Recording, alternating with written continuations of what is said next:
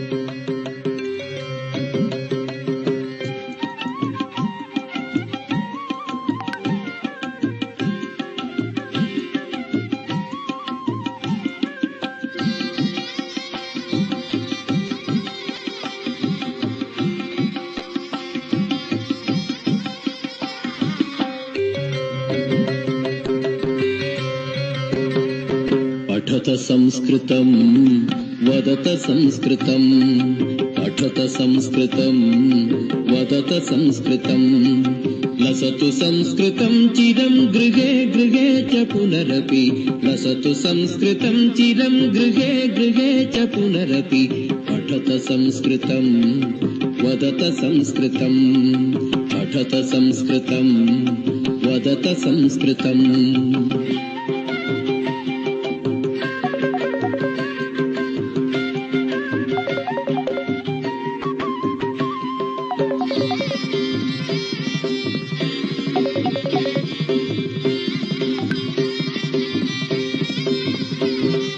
ज्ञानवैभवं वेदवाङ्मयं लसति यत्र भवभयापहारि मुनिभिरार्जितं, ज्ञानवैभवं वेदवाङ्मयं लसति यत्र भवभयापहारि मुनिभिरार्जितं, कीर्तिरार्जिता यस्य प्रणयनात्, कीर्तिरार्जिता यस्य प्रणयनात्, व्यासभास कालिदास बाणमुख्य कविभिः पठत संस्कृतं वदत संस्कृतं लसतु संस्कृतं चिरं गृहे गृहे च पुनरपि पठत संस्कृतं वदत संस्कृतं पठत संस्कृतं वदत संस्कृतम्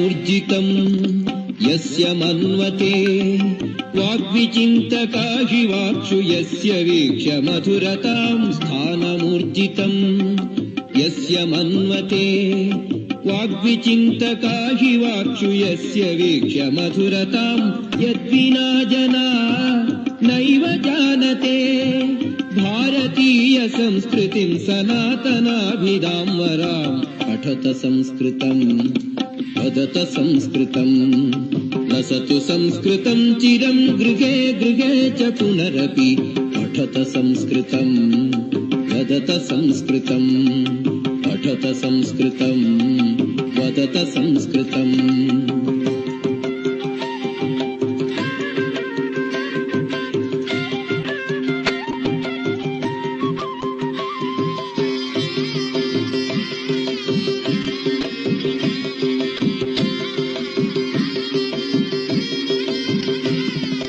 जयतु संस्कृतं संस्कृतिस्तथा संस्कृतस्य संस्कृतेश्च प्रणयनाच्च मनुकुलं जयतु संस्कृतं संस्कृतिस्तथा संस्कृतस्य संस्कृतेश्च प्रणयनाच्च मनुकुलं जयतु संस्कृतं जयतु मनुकुलं जयतु संस्कृतं जयतु मनुकुलं जयतु जयतु संस्कृतं जयतु जयतु मनुकुलं जयतु जयतु संस्कृतं जयतु जयतु मनुकुलं जयतु जयतु संस्कृतं जयतु जयतु मनुकुलं जयतु जयतु संस्कृतं जयतु जयतु मनुकुलं जयतु जयतु संस्कृतं जयतु जयतु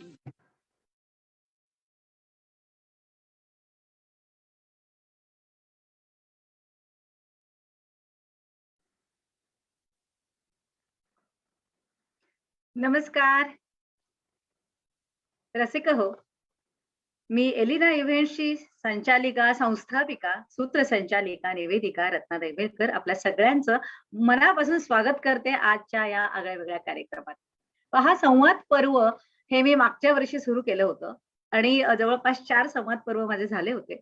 त्यामध्ये किशोरदादा सरपोतदार, गायक संगीतकार हर्षित अभिराज सर, त्यानंतर अभिनेते सिद्धार्थ झाडभुके आणि अतुल अरुण दाते यांच्याशी मला संवाद करण्याचं भाग्य लाभलं. त्यानंतर थोडासा माझा ऑनलाईन कार्यक्रमाचा पुन्हा खंड पडला होता, कारण बाहेरचे कार्यक्रम सुरू झाले होते. पण पुन्हा या वर्षी ऑनलाईन कार्यक्रमांना प्राधान्य द्यायला लागतंय. तर संवाद पर्व मी पुन्हा आपल्यासाठी घेऊन येतेय. तर आजचा दिवस तसा खास आहे.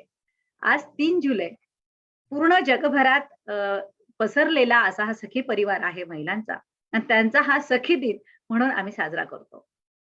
3 जुलैला जसा पहिला व्हिडिओ आपण पाहिला, 3 जुलैला सगळ्या सखी सगळ्या भारतभरातनं एकत्र आल्या होत्या आणि त्या दिवसापासून 3 जुलै हा सखी दिन साजरा केला जातो आणि या दिवशी अनेक वेगवेगळे उपक्रम राबवले जातात. तसाच आजचा हा खास उपक्रम आहे, तो म्हणजे गृहे गृहे संस्कृतम संस्कृतस्य महत्वम. म्हणजे घराघरात संस्कृतचं महत्व जावं, त्याचा प्रचार प्रसार व्हावा, त्याची गोडी निर्माण व्हावी, या हेतूनं आज सकाळपासून दिवसभर सखी परिवारानं वेगवेगळे ऑनलाईन कार्यक्रम आयोजित केलेले आहेत. तर आजच्या कार्यक्रमाची सुरुवात किंवा आजच्या उपक्रमांची सुरुवात, आजच्या या खास दिनाची सुरुवात आम्ही संवाद पर्व, हे माझं 5वं आहे, यामध्ये आपण दिलखुलास गप्पांची मैफल रंगणार आहे आज इथे. आणि त्यासाठी आपल्यासोबत 2 संस्कृत शिक्षक आपल्यासोबत जोडलेले आहेत आणि ते आपल्याशी गप्पा मारणार आहेत. त्यामुळे आपण आजचा हा संपूर्ण कार्यक्रम बघायचा आहे. संपूर्ण कुटुंबानं या कार्यक्रमाचा आस्वाद घ्यायचा आहे. जी मुलं फक्त मला संस्कृतमध्ये चांगले मार्क्स मिळावेत म्हणून शाळेमध्ये संस्कृत विषय घेतात, तर तसा हा तेवढा पुरता हा विषय नाहीये खरं तर. संस्कृत ही आपली खूप प्राचीन आणि मूळ भाषा आहे आणि तिचं महत्व खूप आहे. खूप काही त्यामध्ये लिहून ठेवलेलं आहे.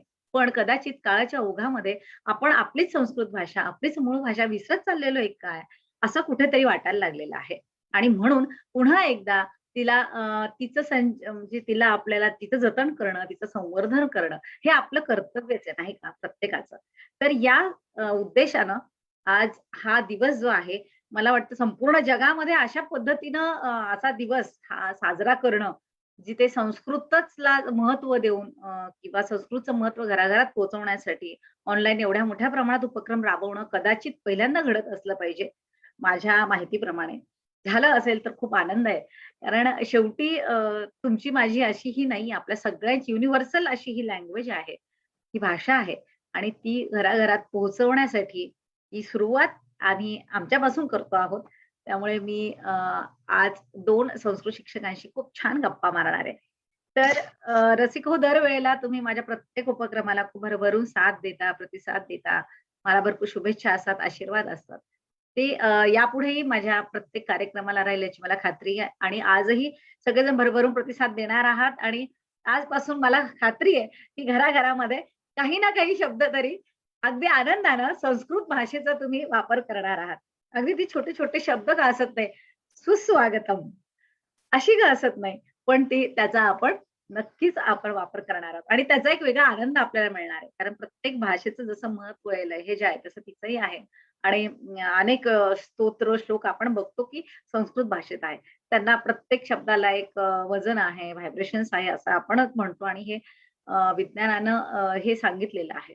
तर असा आजचा हा आगळा-वेगळा कार्यक्रम तुमच्यासाठी घेऊन आलेली आहे. संवाद पर्व, एक मैफल गप्पांची, गृहे गृहे संस्कृतम, संस्कृतस्य महत्त्व. चला तर रसिक हो, आजच्या कार्यक्रमाची सुरुवात मग मी अशाच एका श्लोकाने करतीये.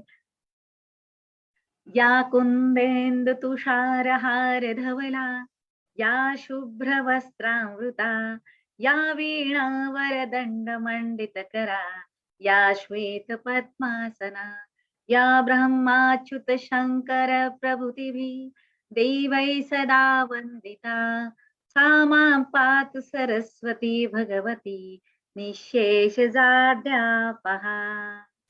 पहा किती गोड श्लोक आहे नाही. म्हणजे संपूर्ण आपण तिला सरस्वती मातेला समर्पित होतोय, तिचं स्तवन करतोय. तिला आपण विद्येची देवता मानतो, नाही का? आणि ती आपल्या घराघरात विराजमान व्हावी, प्रत्येकाच्या जिभेवर ती विराजमान व्हावी, असं आपल्या प्रत्येकाला वाटत असतं. तर संस्कृत भाषेतनं हे जे श्लोक आहेत लिहिलेले आणि ते आजही आपण छोटे-छोटे श्लोक म्हणतो, त्यावेळेसचा जो एक आनंद आपल्याला मिळतो किंवा आज मुलांवर आपण ते संस्कार करण्याचा प्रयत्न करतो. मी माझ्या बालसंस्कार वर्गामधून मुलांवर हे संस्कार करण्याचा प्रयत्न करतेय, की आज त्यांना घडवणं हे आपलं ही काळाची गरज पण आहे आणि आपलं कर्तव्य पण आहे, नाही का? तर अशा वेळेला आपल्याला प्रत्येकाला वाटत असतं, पण ते बऱ्याच वेळेला ते आपल्यालाही माहिती नसतं. त्यामुळे आपण ते पुढे देऊ शकत नाही. तर मुलांना एक्सपोजर दिलं तर ते करतात. हे आपल्यालाही चांगलं माहिती आहे. तर अशा हिशोबानं आम्ही आजच्या या उपक्रमाची सुरुवात या संवाद पर्वानं करतो आहोत. आजच्या सखी दिनाचं औचित्य साधून. तर जसं म्हटलंय, की संस्कृत भाषेची गोडी काय वर्णावी तिची महती. खरंच आहे, संस्कृत भाषेचं किती महत्त्व सांगावं तेवढंच कमी आहे आणि अगदी आपला 1 तासाचा कार्यक्रम आहे. त्याच्यात कितपत आपल्याला त्यातल्या त्यात आपल्याला जेवढं देता येईल तेवढं देण्याचा प्रयत्न करणार आहोत. तर तिचं संवर्धन व्हावं, तिचं जतन व्हावं या हिशोबानं आणि ती घराघरात पोहोचावी या उद्देशानं आपण हे करतो आहोत. तर आपल्याकडे आज आलेले आहेत 2 संस्कृत शिक्षक.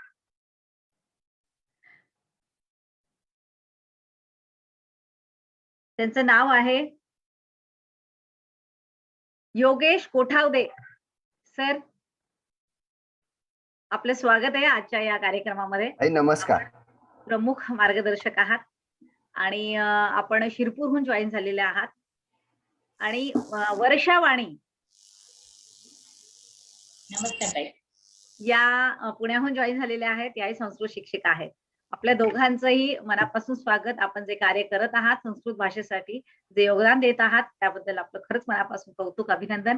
आणि आपण आजच्या कार्यक्रमाला सुरुवात करतो आहोत. तर सुरुवात करण्यापूर्वी मी सरांना एक प्रश्न विचारू इच्छिते. एक मिनिट हा. त्याआधी पण आपण ज्या सरांशी गप्पा मारणार आहोत, ज्यांच्याकडनं जाणून घेणार आहोत, एक कार्यक्रमाची औपचारिकता असते आणि ती पाळायला पण पाहिजे. तर सरांचा परिचय मी थोडक्यात करून देते. तर योगेश वसंत कुठावदे 2010 पासून धुळे जिल्ह्यातल्या शिरपूर या गावी ते वास्तव्यास आहेत आणि शिक्षक म्हणून कार्यरत आहेत. एम.ए. बी.एड आहेत. 2001 पासून आर.सी. पटेल इथे संस्कृत शिक्षक म्हणून कार्यरत. संस्कृत भारती या संस्थेत उपजिल्हा प्रमुख, तालुका प्रमुख म्हणून ते कार्यरत आहेत आणि यामध्ये संस्कृतचा प्रचार आणि प्रसार करणे हा मुख्य उद्देश आहे. महाराष्ट्र राज्य शैक्षणिक बोर्ड विभाग नाशिक आयोजित राज्यस्तरीय प्रशिक्षणात त्यांचा सक्रिय सहभाग आहे. परीक्षक म्हणून, विषय तज्ञ, पेपर सेटर म्हणून त्यांनी काम पाहिलेलं आहे. संस्कृत शिक्षकांचं राष्ट्रीय संमेलन झालं होतं नागपूर 2003 ला. त्यासाठी त्यांची त्या विभागातून निवड झाली होती. त्यानंतर संस्कृत भारती तर्फे निवासी संस्कृत शिक्षकांचं प्रशिक्षण आयोजित केलं होतं चाळीसगावला. तिथेही त्यांनी त्याचं आयोजन नियोजन पाहिलं होतं. योग विद्याधाम शिरपूर इथून योग शिक्षक पदवी प्राप्त 2016. सध्या योग विद्याधाम शिरपूर यांच्या विविध उपक्रमामध्ये ते सक्रिय सहभागी आहेत. आंतरराष्ट्रीय संस्कृत संमेलन दिल्ली इथं नोव्हेंबर 2019 मध्येही त्यांनी सहभाग नोंदवला होता. मागच्या वर्षी लॉकडाऊनच्या काळामध्ये एप्रिल महिन्यात कवी कुलगुरू कालिदास संस्कृत विद्यापीठ रामटेक नागपूर यांनी आयोजित केलेल्या शिक्षकांच्या प्रशिक्षणामध्ये विद्यार्थी म्हणून प्रशिक्षण घेतलं आणि पुढील कार्यशाळेत प्रशिक्षक म्हणून जबाबदारी पार पाडली. आणि मागच्याच वर्षी राज्यस्तरीय व्याकरण कार्यशाळेचे त्यांनी आयोजन केलं होतं. अशा अनेक कार्यशाळांचं ते आयोजनही करत असतात की जेणेकरून विद्यार्थ्यांमध्ये, मुलांमध्ये संस्कृत भाषेची गोडी निर्माण व्हावी, त्यांना त्यात आवड निर्माण व्हावी आणि त्याचा प्रचार आणि प्रसार व्हावा. सर आपण खूप चांगलं काम करत आहात. या कामासाठी आपल्याला शुभेच्छा सगळ्यांच्या आहेतच. तर आजचा जो आपला खास कार्यक्रम आहे, जिथं आपण सगळ्यांना माहिती संस्कृत भाषा आहे, श्लोक, स्तोत्र सगळं आहे त्याच्यामध्ये. पण आणि छानही वाटतं.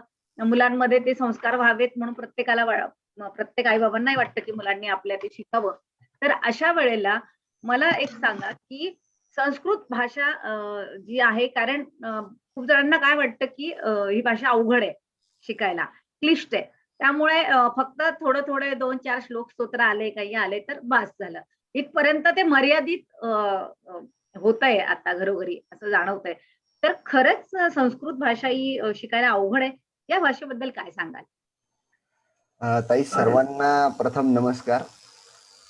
तुम्ही जो प्रश्न विचारला त्या प्रश्नाच्या संदर्भात मी तुम्हाला सुरुवातीला एक श्लोक सांगेन, एक श्लोक म्हणून दाखवेन.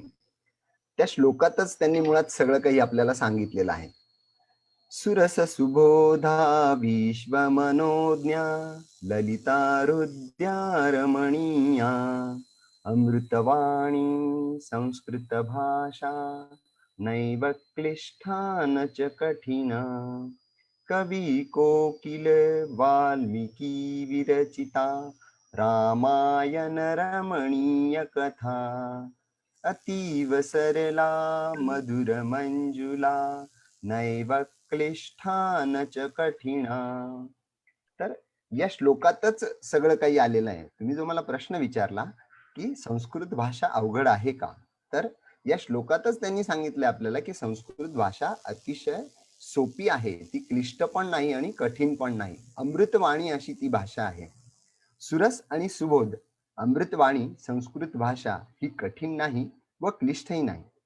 देवभाषा, गिरवाणवाणी, सुरभारती इत्यादी नावांनी जिला संबोधलं जातं.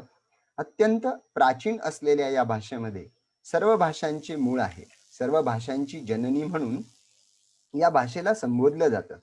मराठी, हिंदी, तमिळ, कन्नड या भाषांमध्ये आपल्याला अनेक संस्कृत शब्दांचा वापर झालेला आढळतो. आणि म्हणून माझ्या मते तरी संस्कृत भाषा ही कठीण तर अजिबात नाही. फक्त आपल्याला ती भाषा जर जाणून घ्यायची असेल तर ती भाषा शिकली पाहिजे, जाणून घेतली पाहिजे, तिचा आपण थोडा वापर केला पाहिजे की जेणेकरून आपल्याला त्याच्यामध्ये काही अडचणच येणार नाही.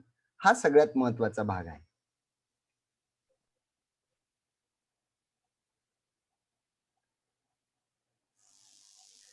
सर खरं तर तुम्ही सांगितलं की वाटते ती म्हणजे अवघड नाहीये. खरं तर सोपी आहे खूप भाषा.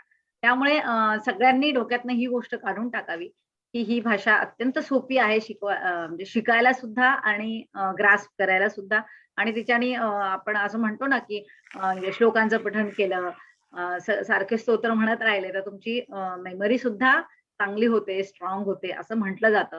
तर त्यालाही हा आधार असला पाहिजे. त्यामुळे आपण संस्कृत भाषा ही शिकण्याचा कायम प्रत्येकाने प्रयत्न करावा आणि त्याला काही वयाचं बंधन नाहीये. त्यामुळे लहानांपासून मोठ्यांपर्यंत कोणीही ही भाषा केव्हाही शिकू शकता. कुठल्याही गोष्टीला वेळ गेलेली नसते, सुरुवात करायची असते. जशी आम्ही सुरुवात केली आहे, तशी तुम्ही सुरुवात करावी असं वाटतं. सर आपण खूप छान सांगितलत, की खरंच ती सोपी आहे भाषा शिकायला. त्याच्यामुळे ज्याच्या मनामध्ये तो न्यूनगंड असेल, तो निघून गेला असेल, ती सोपी आहे आणि आपण शिकायला काहीच हरकत नाही. तर संस्कृत भाषा जसं आपण म्हणतो ही खूप प्राचीन आहे. बरोबर आहे. बऱ्याच ठिकाणी ती वापरली गेलेली आहे. पण संस्कृत भाषेला महत्व काय आहे? या भाषेबद्दल काय सांगू शकाल? संस्कृत भाषेचं महत्व तर अगाध आहे. संस्कृत भाषेमध्ये आपले जे काही प्राचीन ग्रंथ आहेत, जसे की वेद, उपनिषद, रामायण, महाभारत हे सारे मूळ रूपाने संस्कृतातच आपल्याला पाहायला मिळतात. तुम्ही जर पाहिलं रामायणाचं पुस्तक उघडलं तर त्याच्यात सगळे संस्कृत श्लोक आपल्याला बघायला मिळतात. ते जे श्लोक आहेत ते वैदिक याच्यामध्ये दिलेले आहेत. आपण जे आज शिकतो ती आधुनिक भाषा आहे. वैदिक भाषेमध्ये या सगळ्या गोष्टी त्यांनी सांगितलेल्या आहेत. संस्कृत ही ईश्वरानेच निर्माण केलेली भाषा आहे. भाषा म्हणजे या भाषेचं महत्व पाश्चात्यांनीही ओळखलं होतं. पाश्चात्य संगणक शास्त्रज्ञ अशा भाषेच्या शोधात होते की जिचा संगणकीय प्रणालीत वापर करून तिचे जगातील कोणत्याही 8 भाषांमध्ये तत्क्षणीच रूपांतर होईल अशी भाषा त्यांना हवी होती.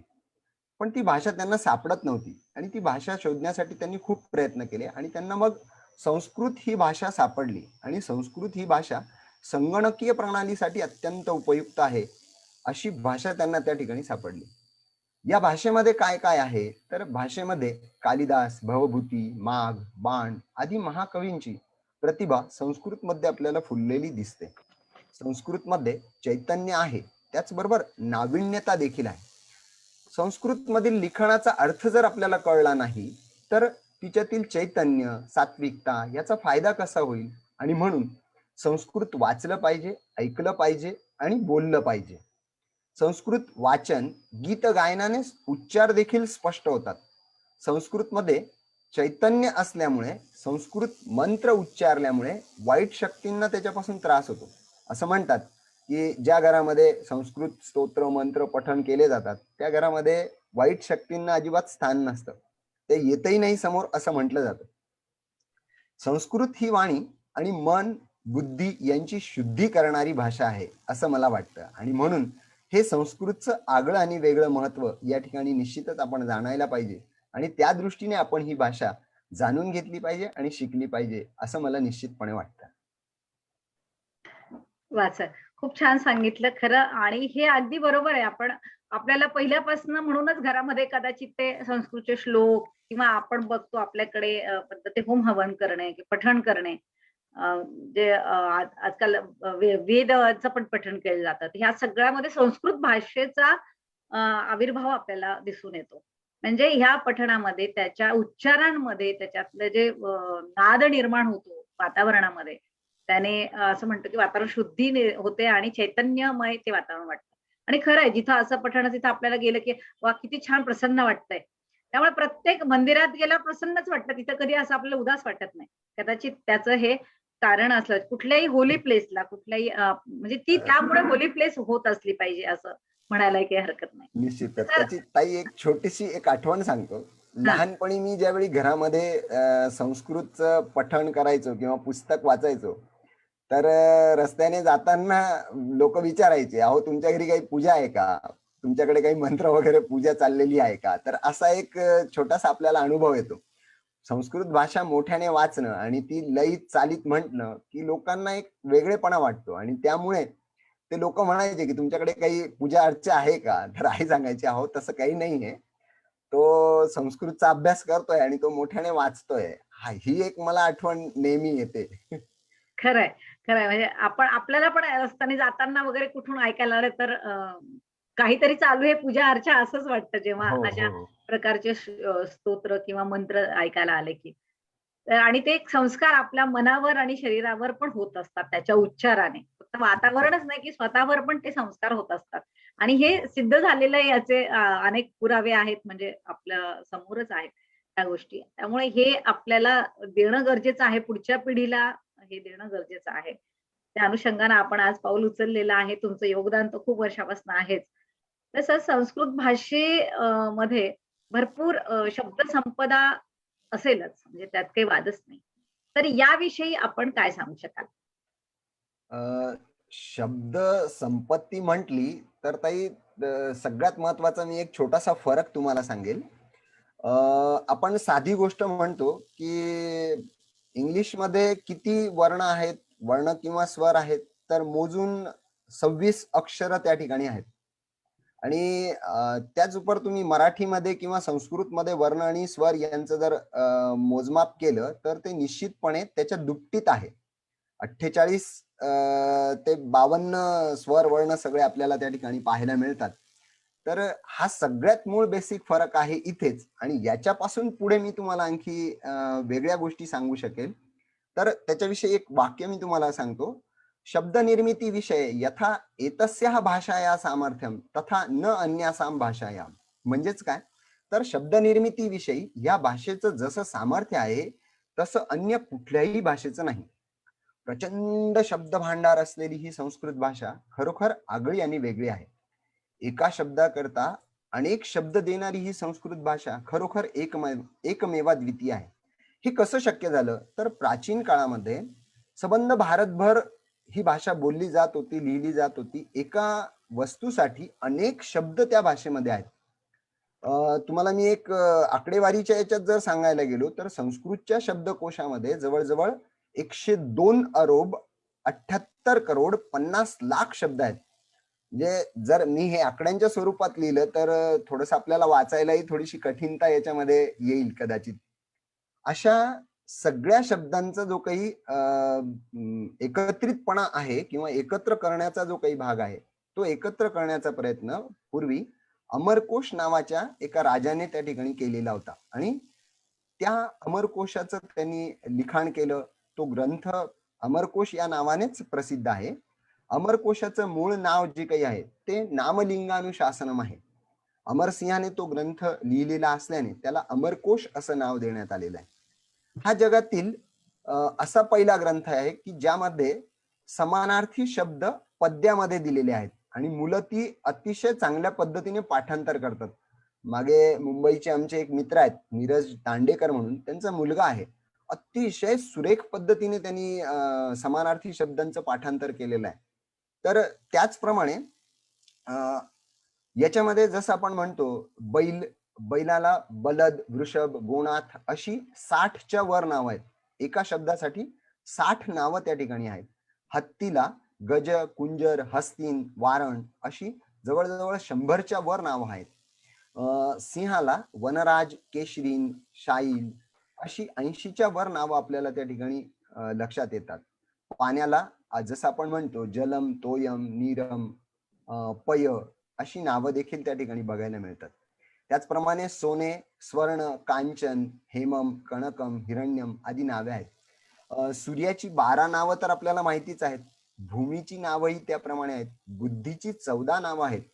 असा हा ग्रंथ एकत्रितरित्या झाल्यामुळे शब्द निर्मिती किंवा शब्द संपदेच्या बाबतीमध्ये या भाषेचा हात कुणीही धरू शकत नाही. इतकी प्रचंड शब्द संपदा या भाषेची आहे.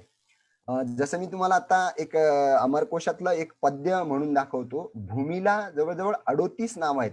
कशी ती?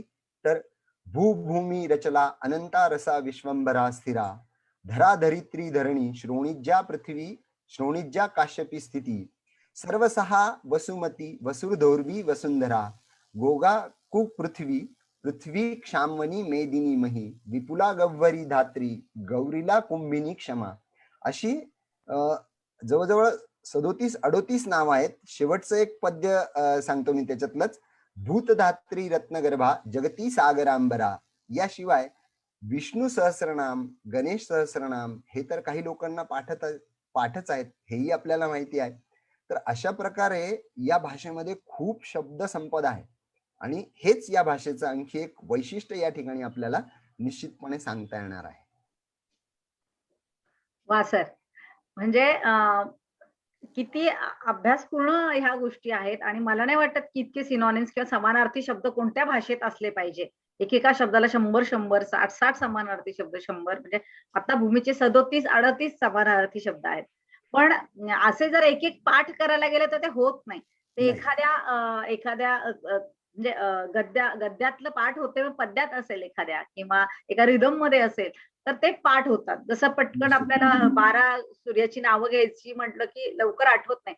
मग आपण त्याचा पूर्ण जर तो श्लोक म्हटला तर आपल्याला मित्र रवी सूर्य भानू खगपुष हिरण्य गर्भ मरीचादित्य सवित्रे अर्क भास्करेभ्यो नमो नमः. मग ते जरी हा मित्र रवी मग सूर्य हा मग सूर्य नम म्हणजे अशा पद्धतीने आपल्याला पण ते हे करायला जातं. आणि हा जो प्रकार आहे हे करण्याचा पाठ करण्याचा हे बऱ्याच वेळेला म्हणजे सायन्स शिकवताना सुद्धा जसं केमिस्ट्रीला होता नमगल सिप्स क्लार म्हणजे जी तो टेबल होता सगळा. हो. ते एवढ्या याच्यामध्ये ते लक्षात राहायचं नाही. तर त्यावेळेस NAMG म्हणजे मला त्यावेळेस 12वीतलं शिकवलेलं ते आजही लक्षात आहे. म्हणजे हो. ते अशा पद्धतीनं पाठांतर केलेलं लक्षात राहतं आणि ते मला वाटतं संस्कृत भाषेनं आपल्याला खूप आधीपासूनच ती शिकवतीये खरं तर. हो. तर आपल्याला हे कळलं की शब्द सामर्थ्य खूप मोठं आहे. जगातल्या सगळ्या भाषांपेक्षा जास्त संस्कृतमध्ये. तर शब्द संपदा भरपूर आहे, शब्द सामर्थ्य खूप आहे. तर आता जशा बाकीच्या भाषा आहेत इंग्लिश आहे, मराठी आहे किंवा बाकीच्या भाषा त्यांना एक व्याकरण आहे किंवा त्यांची एक वाक्यरचना असते. म्हणजे आधी नंतर क्रियापद आलं कर्ता पाहिजे. कर्म क्रियापद. कर्ता कर्म कर्मणी क्रियापद जे म्हणतो आपण. तर तसं संस्कृत भाषेची काही वाक्यरचना इतर भाषांपेक्षा वेगळी आहे का? तिच्या वाक्यरचनेविषयी आम्हाला म्हणजे जाणून घ्यायला नक्कीच आवडेल. ताई निश्चितच संस्कृत भाषेच्या वाक्यरचनेबद्दल जर बोलायचं झालं तर वाक्यामध्ये शब्द कुठेही असला तरी त्या वाक्याचा अर्थ सारखाच असतो. हे संस्कृत भाषेचं मूळ वैशिष्ट्य आहे की तुम्ही त्या शब्दाला पुढे ठेवा, मागे ठेवा, आधी न्या, कुठेही नेलं तरी त्याच्यामध्ये फरक पडत नाही. मी तुम्हाला या ठिकाणी एक उदाहरण देईल. जसं आपण म्हणतो रामः आम्रम खादती, हे वाक्य आहे. या वाक्याचा अर्थ काय आहे? तर या वाक्याचा अर्थ आहे राम आंबा खातो. आता हे वाक्य अतिशय साधं सोपं आहे. रामः आम्रम खादती. आता रामः आम्रम खादती हे वाक्य जर मी म्हटलं तर या वाक्याचा सरळ सरळ अर्थ आपल्याला कळला, लक्षात आला. पण हेच वाक्य मी जर उलट सुलटरित्या आपल्याला स्क्रीनवर आता दिसतंय त्याप्रमाणे जर मी 3-4 प्रकारे लिहिलं तर त्या वाक्याचा अर्थ मुळात बदलत नाही. म्हणजे तुम्ही संस्कृतचं एक वैशिष्ट्य आहे. तुम्ही सुरुवातीला क्रियापद घ्या किंवा शेवटी क्रियापद घ्या किंवा मध्ये घ्या. कर्ता शेवटी घ्या, पुढे घ्या, मागे घ्या, कुठेही न्या. कर्म शेवटी घ्या, पुढे घ्या, मागे घ्या, कुठेही नेलं तरी त्याच्यामध्ये विशेष असा फरक पडत नाही. ती लिहिण्याची पद्धत म्हणून त्या ठिकाणी समजलं जातं. पण सगळ्यात एक वैशिष्ट्य असं आहे की तुम्ही कर्ता कर्म क्रियापद यांचा सिक्वेन्स जरी चुकवला तरी त्याचा कुठेही अर्थामध्ये फरक पडत नाही. अर्थामध्ये कुठेही फरक पडत नाही. हे त्या भाषेचं वैशिष्ट्य आहे. आता याचं कंपॅरिझन जर मला तुम्हाला सांगायचं असेल तर तुम्ही इंग्लिशमध्ये बघा. तुमच्या लक्षात येईल राम इट्स मँगो हे वाक्य आहे. ह्याच वाक्याला मी जर फिरवलं की मँगो इट्स राम तर काय होईल हे तुम्हाला पण माहिती आहे आणि मलाही कळतंय. वाक्याचा मूळ अर्थच बदलून जातो. राम इट्स मँगो या वाक्यामध्ये राम आंबा खातो आणि मँगो इट्स राम असं म्हटलं तर आंबा रामाला खातो असं त्या ठिकाणी अर्थ होतो. म्हणून या भाषेचं वैशिष्ट्य आहे की कर्ता कर्म क्रियापद याच्यामध्ये कुठेही सिक्वेन्सला हे नाही की बाधा नाही की तुम्ही कुठे लिहिलं पाहिजे, काय लिहिलं पाहिजे असं अजिबात नाही. तुम्ही कुठेही लिहा, त्याचा अर्थ जो मूळ तुम्हाला घ्यायचा आहे तोच आहे. आणि याच्यामध्ये कुठेतरी एक व्याकरणाचा भाग आहे. व्याकरणाचा भाग म्हणजे प्राचीन काळी पाणिनींनी अतिशय सुरेखरित्या व्याकरण रचना केलेली आहे. मग त्यांनी विभक्ती आणि वचन यांचा जो ताळमेळ घातलेला आहे तो अतिशय सुंदररित्या आहे. हा सगळ्यात महत्वाचा भाग या भाषेच्या व्याकरणाबद्दल आपल्याला सांगता येईल आणि तो लक्षात ठेवण्याजोगा देखील आहे. धन्यवाद. तर मला वाटतं की हे सगळ्यात खूप चांगली गोष्ट आहे संस्कृत भाषेची. कारण बाकीच्या भाषांना हे व्याकरण बदललं की त्याचा अर्थ बदलतो.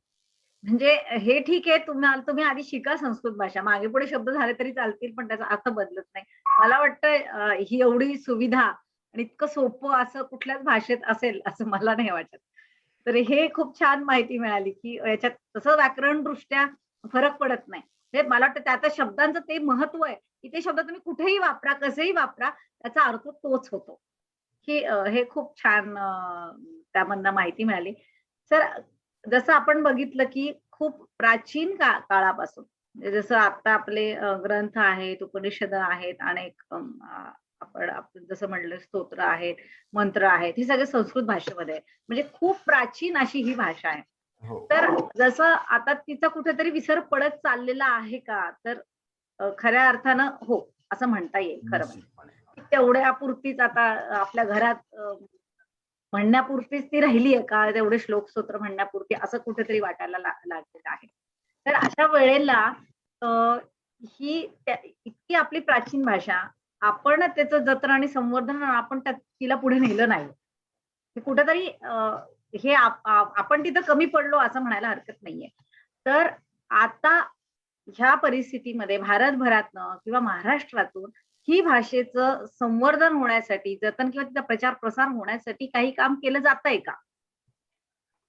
ताई निश्चितच किंवा ती याच्या बोलली जाते का? कुठं बोलली हो, जाते का हो, हो. संस्कृत भाषा? हो, हो. ताई निश्चितच ही भाषा संबंध भारतभर नव्हे तर मी तर तुम्हाला सांगेल विश्वामध्ये सुद्धा या भाषेचा सध्या खूप प्रचार आणि प्रसार होतोय. अ, जगातल्या मोठमोठ्या विद्यापीठांमध्ये आजही ही भाषा शिकवली जाते. परदेशी लोक आपल्याकडे येतायत आणि ती भाषा शिकतायत. आता याच्याविषयी एक महत्त्वाचा भाग मी तुम्हाला सांगतो आणि नंतर मग मी तुम्हाला कुठे बोलली जाते आत्ताच्या काळात ते पण सांगतो आणि आपण त्याच्यासाठी काय करू शकतो हे पण मी तुम्हाला सांगतो. सुरुवातीला मी तुम्हाला सांगेल, भारताची प्राचीन काळापासून संस्कृती अखिल भारतीय भाषा म्हणून ओळखली जात होती. काश्मीर पासून लंकेपर्यंत, गांधार पासून मगध पर्यंतचे विद्यार्थी नालंदा, तक्षशिला, काशी आदी विद्यापीठातून अनेक शास्त्र आणि विद्या यांचं अध्ययन करत असत. या भाषेमुळेच रुद्रट, कैयट, मम्मट या काश्मीरी पंडितांचे ग्रंथ थेट रामेश्वर पर्यंत प्रसिद्ध पावले. आता मला सांगा, त्या काळी आजच्या सारखी काही व्यवस्था नव्हती, पण काश्मीरच्या पंडिताचे ग्रंथ थेट रामेश्वर पर्यंत गेलेत. ते कसे गेलेत असावेत? तर ते मुखोद्गत या माध्यमातून त्या ठिकाणी त्यांच्यापर्यंत पोहोचले. आयुर्वेदातील चरक हा पंजाबचा, सुश्रुत वाराणसीचा, वाग्भट हा सिंधचा, कश्यप हा काश्मीरचा आणि वृंद हा महाराष्ट्राचा. पण संस्कृतमुळेच हे सर्व लोकमान्य झाले. संभाजी महाराजांच्या काळात आपण त्या कवीबद्दल, कविराज याच्याबद्दल आपण ऐकलेलंच आहे. त्याची जी काही अगाध अशी प्रतिभा होती त्याच्याबद्दलही आपण सगळे काही जाणतो. तर हे सर्व लोक संस्कृतमुळेच लोकमान्य झाले आणि भारतमान्य देखील झाले. आपल्याकडे मागे एकदा संसदेमध्ये असा एक विषय निघाला होता की आपली राष्ट्रीय भाषा कोणती असावी. याकरता संसदेमध्ये अनेक वाद पण झाले. पण दक्षिण भारताने त्यावेळी हिंदीला कडाडून विरोध केला होता. तर याच्याविषयी एका फ्रेंच तत्वज्ञानाने आपल्याला अतिशय छान पद्धतीने सांगितलं की अरे तुम्ही कशा करता भांडता, संस्कृत ही तुमची राष्ट्रभाषा आहेच, तीच सुरू करा ना, तुम्ही का म्हणून भांडताय, इकडे तिकडे शोधताय की तुमची राष्ट्रभाषा कोणती असावी. तर तुम्ही तुमच्याकडे असलेली संस्कृत ही भाषा इतकी प्रचंड सामर्थ्य असलेली भाषा आहे, जिचं महत्व जगभरामध्ये सगळीकडे आहे, लोक तुमच्याकडे येऊन शिकताय आणि तरी तुम्ही अशी भाषा शोधताय की आम्हाला कुठली राष्ट्रभाषा हवी आहे. याच्याविषयी संसदेमध्ये मागे एक वाद झाला होता. तर तीच भाषा सुरू करा असं त्या फ्रेंच तत्वज्ञानाने आपल्याला सुचवलं होतं. तर संस्कृत सारखी पवित्र भाषा जर तुम्ही घालवता आहात तर तुमच्याकडे भांडणं होणार नाही तर काय होणार आहे असं त्यांनी सांगितलं. याच्याविषयी आणखी मी तुम्हाला सांगेन की या भाषेसाठी खूप प्रयत्न चाललेले आहेत. जसं थोड्या वेळापूर्वी मी तुम्हाला बोललो की संस्कृत भारती नावाची जी काही संस्था आहे ती खूप प्रयत्न याच्यासाठी करते.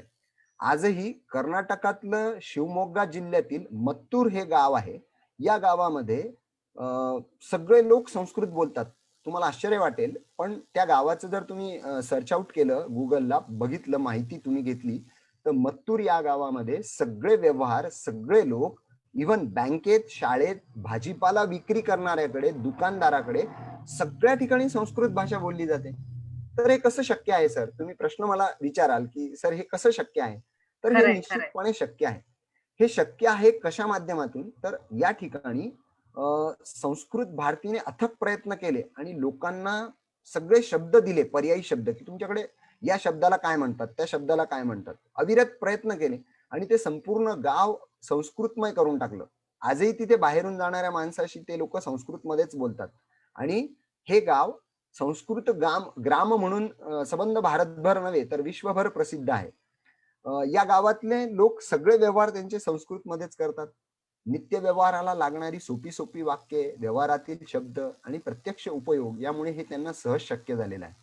या गावामध्ये संस्कृत भारतीच्या माध्यमातून जसं मी तुम्हाला सांगितलं की दीर्घकाळ कायमस्वरूपी संस्कृत संभाषण वर्गांचं आयोजन त्यांनी केलं आणि त्यामुळे गावातील जवळजवळ सर्व नागरिक संभाषण वर्गाचे विद्यार्थी बनून त्यांनी सर्वांनी आपली नित्य व्यवहाराची भाषा संस्कृत बनवली.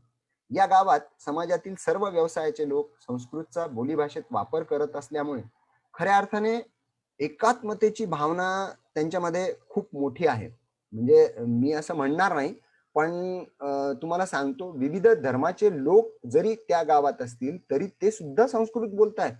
ही खूप मोठी गोष्ट आहे आणि हाच खरा आदर्श आहे की भारताच्या एकात्मतेच्या दृष्टीने आजही आपण या भाषेचं जर अवलोकन केलं, शिकलो, लक्षात घेतली आणि ती भाषा बोललो तर आपल्यातले वादच निश्चितपणे मिटणार आहेत.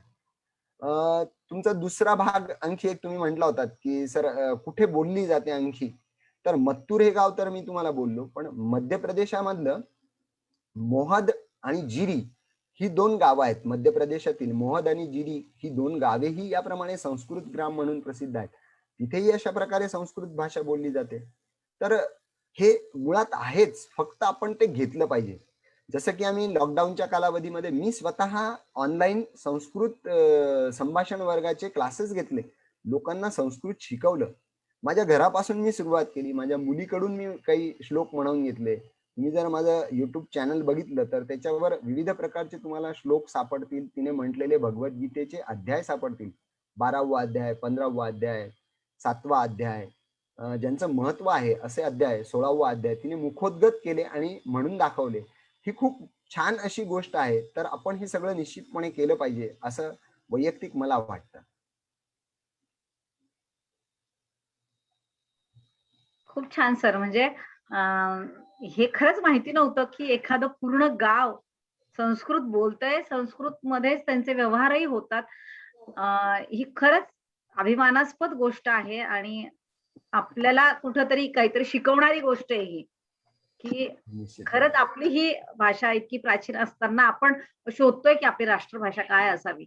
एवढं सगळं आपल्याकडे असताना हेच की कुठंतरी मागे पडत चाललेली आहे ही भाषा आणि ही लोकांपर्यंत आज पोहोचवणं म्हणून गृहे गृहे संस्कृतम आज होणार आहे आणि संस्कृतचं महत्व पण सगळ्यांना त्या अनुषंगानं कळत आहे. तर आपल्याकडे सर तुम्ही आम्हाला खूप छान माहिती तर देत आहातच. खूप छान आपल्या गप्पा रंगत आहेत.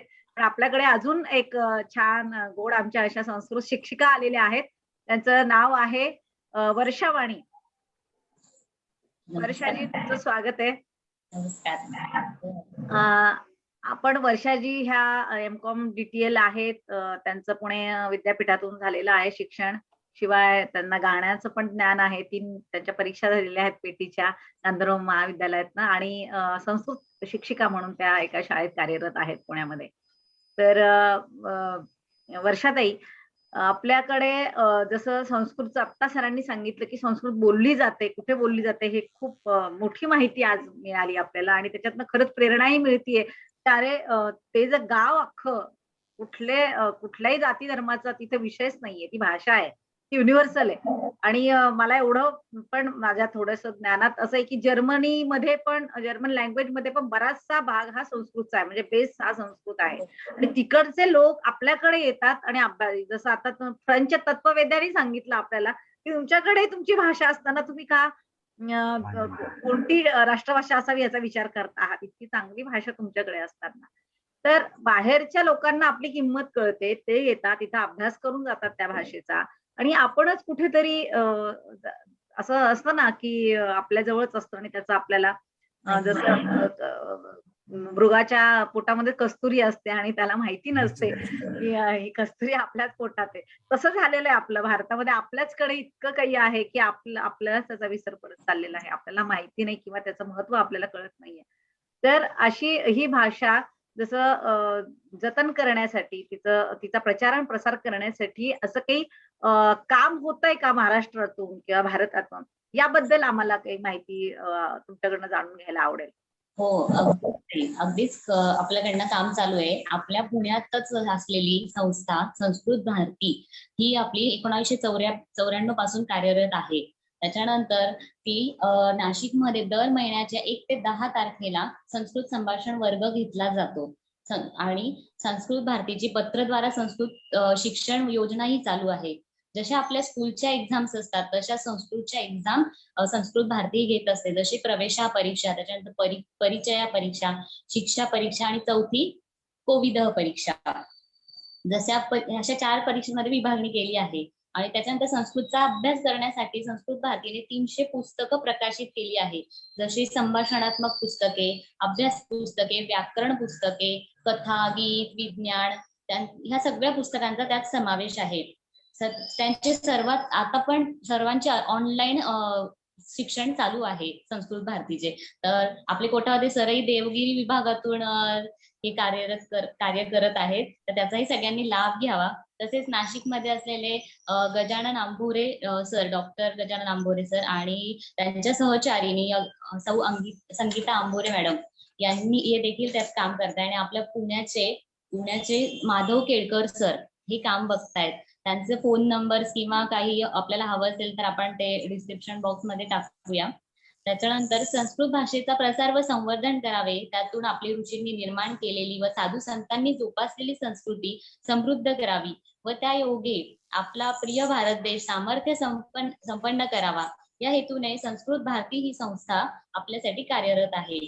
भारतीय चिंतन, जीवन व संस्कृती संस्कृत भाषेतून विकसित झाली.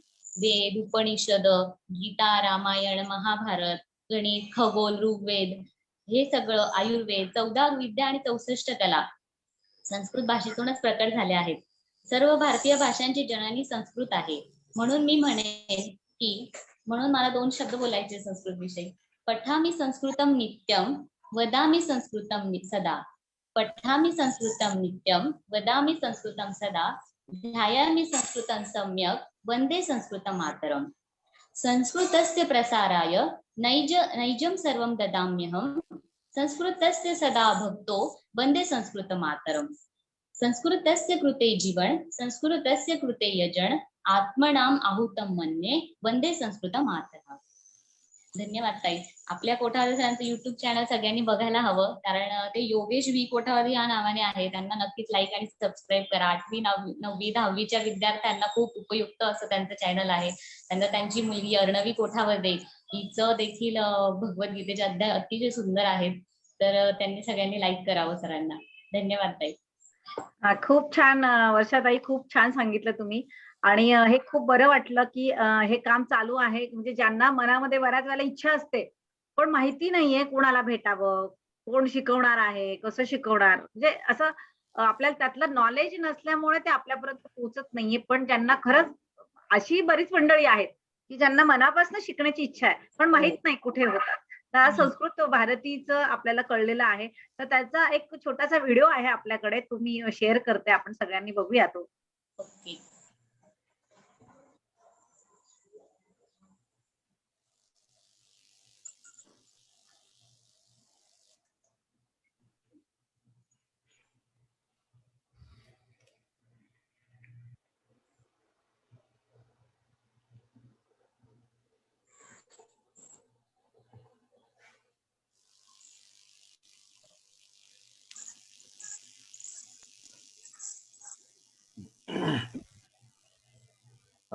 ताई, ही संस्कृत भारती नावाची संस्था, जसं की आता ताईंनी आपल्याला सांगितलं, त्यांचा हा उपक्रम अतिशय छान आहे. पत्राचारद्वारा संस्कृतम, त्याच्यामध्ये प्रवेश, परिचय, कोविद आणि शिक्षा या 4 परीक्षा त्या ठिकाणी राबवल्या जातात. गीता शिक्षणम पण आहे. गीतेच्या विषयी सगळे भाग त्या ठिकाणी शिकवले जातात. म्हणजे श्लोक पाठांतर असेल, अर्थ सांगणं असेल, ते सगळं होतं. सरळ संस्कृत परीक्षा या देखील परीक्षा त्यांच्या मार्फत राबवल्या जातात. सरला, सुगमा, सरसा, सुखदा या 4 परीक्षा त्यांच्या मार्फत घेतल्या जातात. बालकेंद्रम सुद्धा त्यांचं चालतं. जसं की आता रत्नाताई घेतात त्याप्रमाणे त्यांचं देखील बालकेंद्र चालतं. रत्नाताईंचा उपक्रम पण अतिशय छान आहे. मी तर सर्वांना म्हणेल सगळ्यांनी त्याचाही लाभ निश्चितपणे घ्यावा. आणि हे संस्कृत भारतीचे विविध उपक्रम याच्याविषयी देखील माहिती आहे.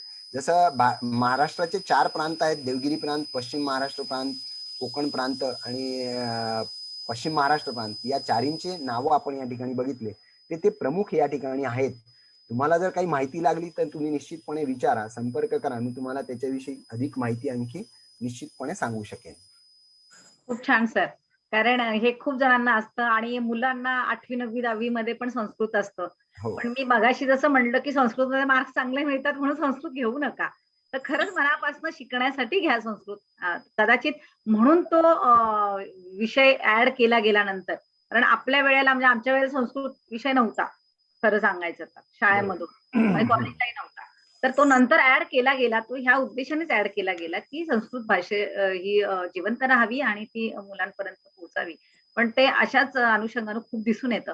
पण जर कदाचित त्यांना चांगलं मार्गदर्शन मिळालं आणि मुलांना ते आवडलं ना, तर मुलं निश्चित करतील याची मला खात्री आहे. त्याच्यामुळे ज्यांना विचारायचं असेल त्यांनी नक्की संपर्क करा. कोणालाही सरांचा नंबर हवा असेल, संस्कृत भारतीचे नंबर्स हवे असतील तर आम्ही आपल्याला ते नक्की देऊ. मी इथे डिस्क्रिप्शन बॉक्समध्ये पण टाकून ठेवेन, कमेंट बॉक्समध्ये तुम्ही तिथूनही नंबर घेऊ शकता. जेणेकरून मॅक्झिमम लोकांपर्यंत, तळागाळापर्यंत हा विषय जावा आणि त्या मुलांनाही त्याचा फायदा व्हावा. जसं सरांनी त्यांच्या युट्यूब चॅनेलवर 8वी 9वी 10वीच्या अभ्यासक्रमातले जे संस्कृतचे पाठ आहेत ते सरांनी त्यामध्येही टाकलेले आहेत. तुम्हाला त्याच्यातूनही ज्ञान मिळणार आहे. त्याच्यातूनही तुम्ही त्यात अभ्यास करू शकता. सरांचं योगेश विकोटे जसं आता वर्षा ताईंनी सांगितलं त्याप्रमाणे त्यांच्या युट्यूब चॅनेलला जाऊन तुम्ही ते बघा आणि त्यातनंही अभ्यास तुम्ही करा. आणि तुम्हाला नंबर सुद्धा हवे असतील तर ते सुद्धा मिळतील. अजिबात काही काळजी करू नका. पण तुम्ही संस्कृत बोला. कारण गृहे गृहे संस्कृतम संस्कृतस्य महत्व हा आजचा आपला उपक्रम आहे आणि तो आजपासून असं म्हणूया की हा एक यज्ञ सुरू झालेला आहे आणि त्याच्यात आपण शिकून त्या आपल्या शिकण्याची त्याच्यामध्ये आपल्याला रोज आहुती टाकायची आहे आणि संस्कृत गृह असे तयार करायचे आहेत आपल्याला. म्हणजे संस्कृत घराघरामध्ये संपूर्ण वेळ संस्कृत बोललं जातं अशा पद्धतीने आपल्याला गृह म्हणजे घर आपल्याला तयार करायचे आहेत आणि ते नक्की होतील याची खात्री वाटते. तर जसं आता गृहे गृहे संस्कृत आमचा विषय चालू आहे तर ह्याच अनुषंगानं ह्याच विचारानं वर्षाताईंनी सखी परिवारातल्या सखींना घेऊन ऑनलाईन त्या शिकवत आहेत संस्कृत. छोटे छोटे एक एक शब्द की तुम्ही स्वागत म्हणायचे तर कसं म्हणाल बाबा स्वागतम किंवा गुड मॉर्निंग म्हणतो आपण त्याऐवजी तुम्ही काय म्हणाल सुप्रभातम. तर किती छान वाटतं असं म्हटलं तर. म्हणजे त्याचं एक वेगळाच गोडवा आहे त्या भाषेचा. तर नुसतं आपण सकाळी गुड मॉर्निंग म्हणायच्या ऐवजी जर सुप्रभातम म्हटलं तर किती छान वाटेल घरात. तर हळूहळू ती पण सवय जशी गुड मॉर्निंगची झाली गुड नाईटची झाली तशी आपल्याला ही सुद्धा सवय होईल तर आपण त्याचा रोज वापर केला तर. तर वर्षाताई तुम्ही हा उपक्रम राबवत आहात तर तुम्हाला आमच्या सखी परिवाराकडनं ज्या महिला तुमच्याकडनं शिकत आहेत ऑनलाईन तर काय अनुभव आहे तुम्हाला, कसा प्रतिसाद मिळतोय? खूप छान ताई. जेव्हा मी या ग्रुपमध्ये ऍड झाली आणि शिकवायला लागली ना तर सगळ्यांना खूप आवडलं. म्हणजे मी फर्स्ट पार्ट टाकला तेव्हा सगळ्यांनी बुक्स केल्या, वहीत लिहायला सांगितलं, वहीत लिहिलं, त्याच्यानंतर वहीत काढून फोटो पाठवले. त्यांचा उत्साह अगदीच होता, खूपच उत्साह होता. लहानांपासून ते मोठ्यांपर्यंत त्यांचा उत्साह होता. त्याच्यानंतर मी जे स्वर टाकले, जो पहिला पाठ आपला होता स्वरांचा, म्हणजे आपण मराठीत हिंदीत जे स्वर शिकतो तसं स्वर आणि व्यंजन मी त्या दिवशी शिकवले फर्स्टला. तर तेव्हा त्यांनी ते सगळ्यांनी रेकॉर्ड ऑडिओ करून देखील मला पाठवले. असा त्यांचा इतका उत्साह होता पूर्णपणे. त्याच्यात नंतर काही 8 दिवस माझ्याकडनं खंड पडला होता पण तो आता सुरळीत चालू झालाय. आता मी रोज टाकते पाठ आणि प्रत्येक जण पुन्हा मला पर्सनलवर वहीत लिहून पाठवता आहेत आणि ऑडिओ करून पाठवतायत, शंका विचारतायत. यातून एक कळतं ताई की आपल्या सगळ्यांमध्ये संस्कृत शिकण्याची एक खूप मनापासून इच्छा आहे पण ते त्यांना एक मार्ग मिळत नव्हता की कसं जायचं काय जायचं. आणि अजूनही मला एक मेसेजेस येतात, फोन येतात की ताई आम्हाला शिकायचंय तर पूर्वीचे जे पाठ घेतले ते आम्हाला टाका. म्हणजे ही जी इच्छा आहे तर ती खूप महत्वाची आहे कारण ही आपली भाषा आपली जतन झाली पाहिजे. प्रत्येकाने ती बोलली पाहिजे. गृहे गृहे संस्कृतम आणि संस्कृतस्य महत्वम हे व्हायलाच हवं. त्याच्यानंतर काही आपल्या एजेड महिला आहेत, म्हणजे ज्या त्या मनाने तरुण आहेत, की त्यांना ह्या वयात देखील संस्कृत शिकण्याची इच्छा आहे. मला ते बघून खूप आनंद वाटला. त्यांचं म्हणणं की मी जे श्लोक म्हणते किंवा मंत्र म्हणते ते स्पष्ट उच्चार माझे झाले पाहिजे, असं त्यांचं म्हणणं आहे. म्हणून त्या संस्कृत शिकत आहेत. त्याच्यानंतर त्यांना आत्मसात करायची संस्कृत भाषा, की ही कशी आहे, मुळात कशी आहे. आणि जेव्हा मी प्रश्न विचारला होता, झूम मीटिंग झाली होती, झूम मीटिंगला अगदी छान प्रतिसाद दिला होता सगळ्यांनी. तर झूम मीटिंग मध्ये मी त्यांना विचारलं होतं की व्याकरणापासून शिकायचं की बोलण्यापासून शिकायचं, मग संस्कृत बोलायचंय की जाणून घ्यायचंय. तर ते म्हणले की आम्हाला व्याकरणापासून बोलायला शिकायचंय. ही खूप महत्वाची गोष्ट आहे की त्यांना ते शिकण्याची खूप आतून इच्छा झाली आहे. आणि हे बघून तर माझा आनंद तर द्विगुणितच झाला, कारण मला खूप शिकण्याची इच्छा होती आणि शिकवण्याची देखील इच्छा होती. त्याच्यामुळे माझाही आत्मविश्वास वाढलाय आणि हा अनुभव माझ्यासाठी खूप छान आहे. आणि रत्नाताई पण लहान मुलं जसं आपलं करतायत, आपल्या संस्कृत शिकतायत. जसे भाग्यश्री कोठावते यांची मुलगी उबी कोठावते, ही देखील संस्कृत शिकण्यास उत्सुक आहे. तिने तर एक व्हिडिओ सुद्धा केलेला आहे. तसं रत्नाताई आता बालसंस्कार केंद्र घेतायत, तर ते पण लहान मुलांसाठी खूप छान आहे. तर सगळ्यांनी जॉईन व्हावं असं मला वाटतं त्यांना. त्याचा खूप लाभ होईल. तर आता उबी ओबीचा कोठावते. उल्लेख केलायस तू. छान. तिचा व्हिडिओ मला पण आलेला आहे. तर मला वाटतं आपण तो शेअर करूया आणि चालेल ना. सगळ्यांना बघू देत, की आपली ही पुढची पिढी आहे, आपलं भविष्य आहे हे. आपल्या कुटुंबाचं, आपल्या समाजाचं, अर्थात आपल्या देशाचं भविष्य आहे. त्यांना आपण कसं घडवू? कारण आज प्रत्येकाचं आपलं आयुष्य खूप धावपळीचं, धकाधकीचं झालेलं आहे आणि त्याला बऱ्याच वेळेला पर्याय सुद्धा नसतो. म्हणजे आपण जाणून बुजून करतो असं नाही. मग त्या कामाच्या गबडग्यात म्हणा किंवा याच्यात आपल्याला थोडा विसर पडतो आणि त्यामुळे ह्या गोष्टी राहून जातात करायच्या. जसं आज पण संस्कृत शिकण्याची खूप जणांची इच्छा खूप वर्षापासून होती. पण कोणीतरी पुढाकार घ्यावा लागतो. हो. तेव्हा ती गोष्ट सुरुवात होते. मग पुढाकार एकाने कोणाला तरी लीड करायला लागतं. बाकी सगळ्यांना इच्छा असतेच म्हणून ते आपल्या सोबत येतात. तर हा जो संस्कृत वर्ग सुरू केला, ह्या मागे पण एक प्रेरणा आहे, एक प्रोत्साहन आहे. म्हणून ही सुरुवात झाली. याचं कुठेतरी बीज रोवलं गेलंय आणि म्हणून आज 3 जुलै आज सखी दिनानिमित्त आपण हे सगळे उपक्रम आज राबवतो आहोत. तर त्याबद्दल आम्हाला सांगा वर्षाताई. खरं सांगू का ताई, प्रेरणा संस्कृत विषयाची तर माझ्या लहानपणापासून घरातूनच बाळकडू पाजलं गेलंय मला. जसं घरात आमच्या मंत्र सर म्हणाले की लहानपणी मी संस्कृत बोलायचो घरात, तसं आमच्या घरात लहानपणापासून आई पोथी वाचायची. आई वडिलांचं खूप धार्मिक आहेत, त्याच्यामुळे त्यांना पोथी मंत्र वगैरे म्हणायचे. कंटिन्यू ते लहानपणापासून आमच्या कानावर पडत आहेत ते संस्कृत वाक्य किंवा संस्कृत शब्द. त्यामुळे त्याचा गोडवा आमच्यात निर्माण झाला. त्याच्यानंतर मी जेव्हा शाळेत गेली तेव्हा मला 8वी 9वी 10वी पूर्ण संस्कृत होतं. त्यात आम्हाला आमचे पेटकर सर जे होते, आता ते आपल्यात नाहीयेत, कैलासवासी पेटकर सर, त्या अगदी संस्कृत अगदी उत्तम पद्धतीने आम्हाला शिकवायचे, की ते एकदम सोपी भाषा करून शिकवायचे. त्याच्यामुळे आम्हाला त्याची आवड निर्माण झाली. त्याच्यानंतर काका आमच्याकडे आहे नाशिकला, ते पण संस्कृत भारतीचं करतात. तर त्यांनी मला त्याबद्दल प्रेरणा दिली की ताई तुम्ही संस्कृत शिका. म्हणून मी प्रवेश परीक्षा देखील पास झाले.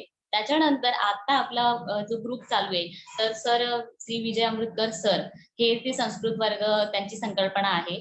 त्यांनी जेव्हा हा वर्ग चालू केला तेव्हा त्यात माझ्या बहिणीला म्हणजे सौ भावना मालपुरे यांना ऍड केलं आणि तिने ती संकल्पना माझ्याकडे मांडली की संस्कृत वर्ग आहे.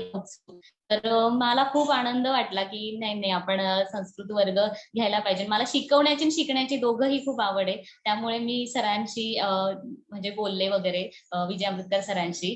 तर ह्या ओव्हरऑल माझे प्रेरणास्थान माझ्या आई वडिलांपासून पेटकर सर, दीक्षित सर, माझी बहीण, हे सगळे माझे प्रेरणास्थान आहेत ताई, संस्कृत शिकण्यासाठी किंवा शिकवण्यासाठी.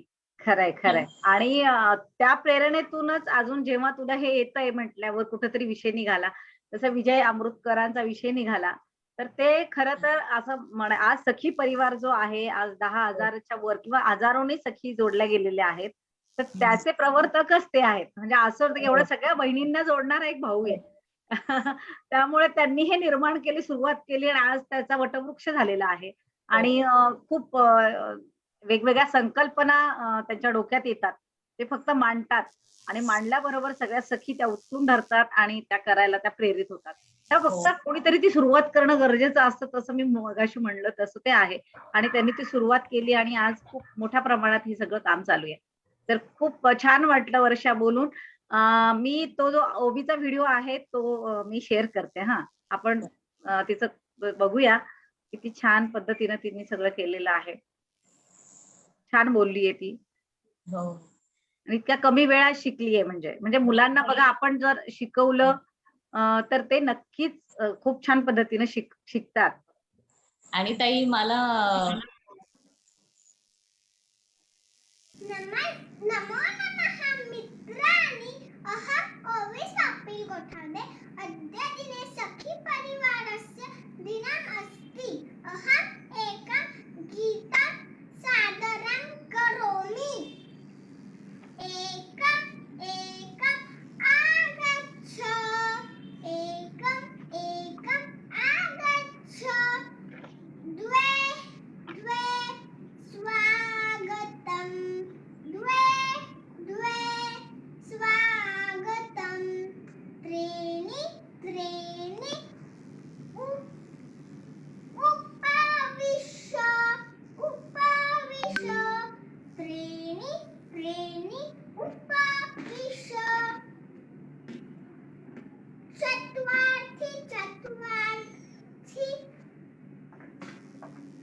कुशलम् किं चत्वार्थि चत्वार्थि कुशलं किं पञ्चम पञ्चम कः विशेषः पञ्चम पञ्चम कः विशेषः षड् षड्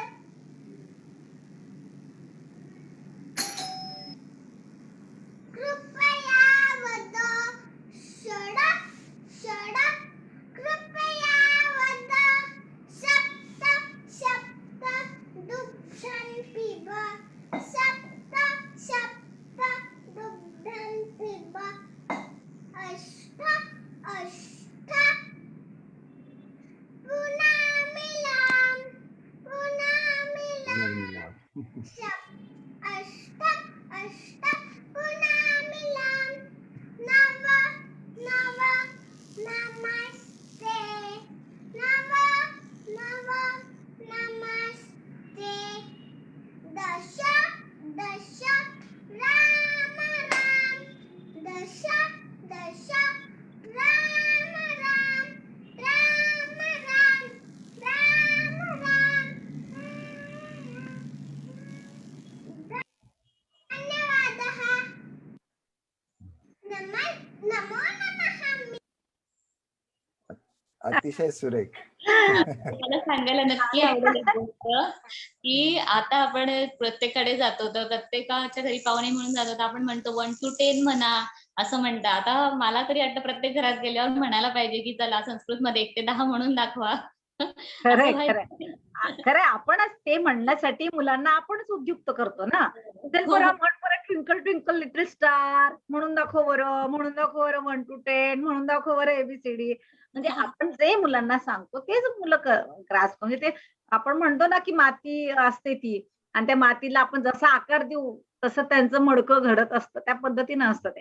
म्हणून आपण जरी ही सुरुवात केली तर नक्कीच जसं ओबीनी म्हटलं तसं घराघरात मुलं एकम दशम म्हणतील धन्यवादम म्हणतील. ताई, निश्चितच म्हणतात मुलं. फक्त काय आहे ती जी ऐकतात किंवा जसं आपण म्हणतो घरात जसं वातावरण असेल तसं मुलं सगळं करतात. तुम्ही त्यांना जसं द्याल तसं ते बोलतील म्हणतील. म्हणजे जसं पेराल तसं उगवेल त्याच पद्धतीने आहे. तुम्ही जसं त्यांना द्याल तसं ते तुम्हाला सांगतील.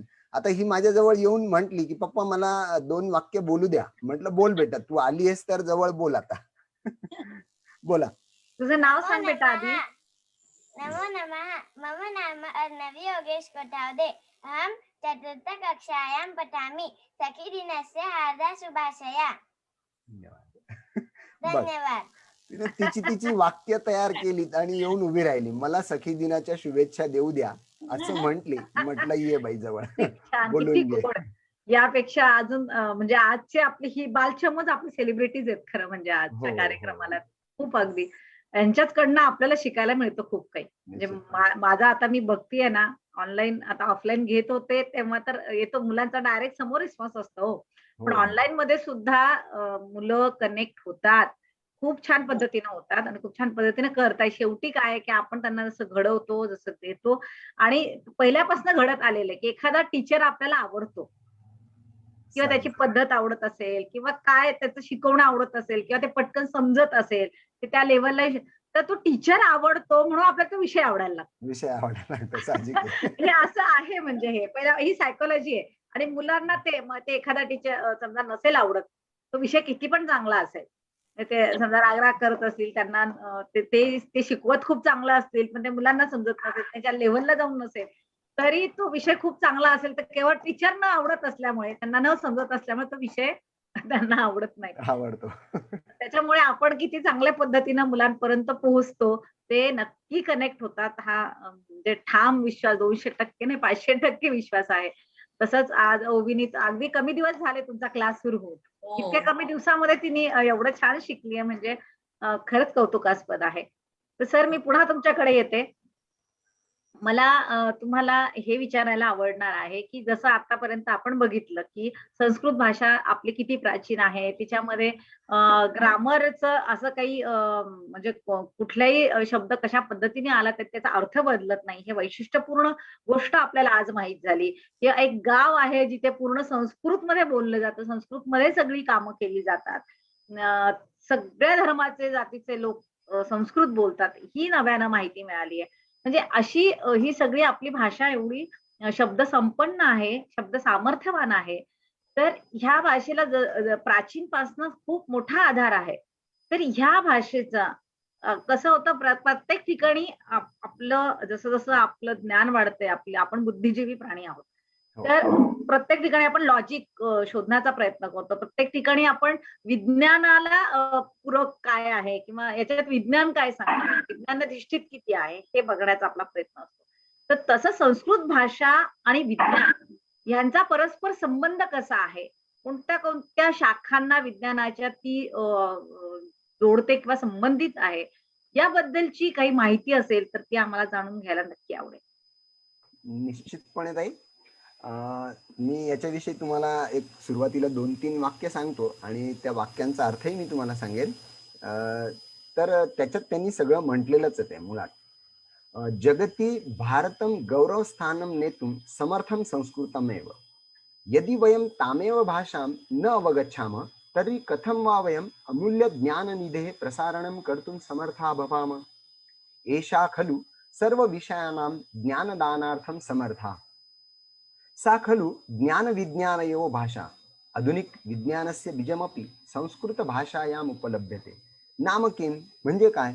तर जगामध्ये भारताला गौरवस्थानी नेण्यासाठी संस्कृत भाषाच समर्थ आहे. जर तुम्हाला खरोखर तिला वाढवायचं असेल, पुढे न्यायचं असेल, तर ही भाषा अशी आहे की तीच तुम्हाला जगामध्ये पुढे नेऊ शकेल. आणि तीच भाषा जर आपण जाणू शकलो नाही, तर त्या भाषेतील अमूल्य ज्ञानाच्या साठ्याचं प्रसारण कसं होऊ शकेल, हा मूळ प्रश्न आहे. आणि म्हणून आपल्याला ती भाषा शिकता आली पाहिजे, बोलता आली पाहिजे.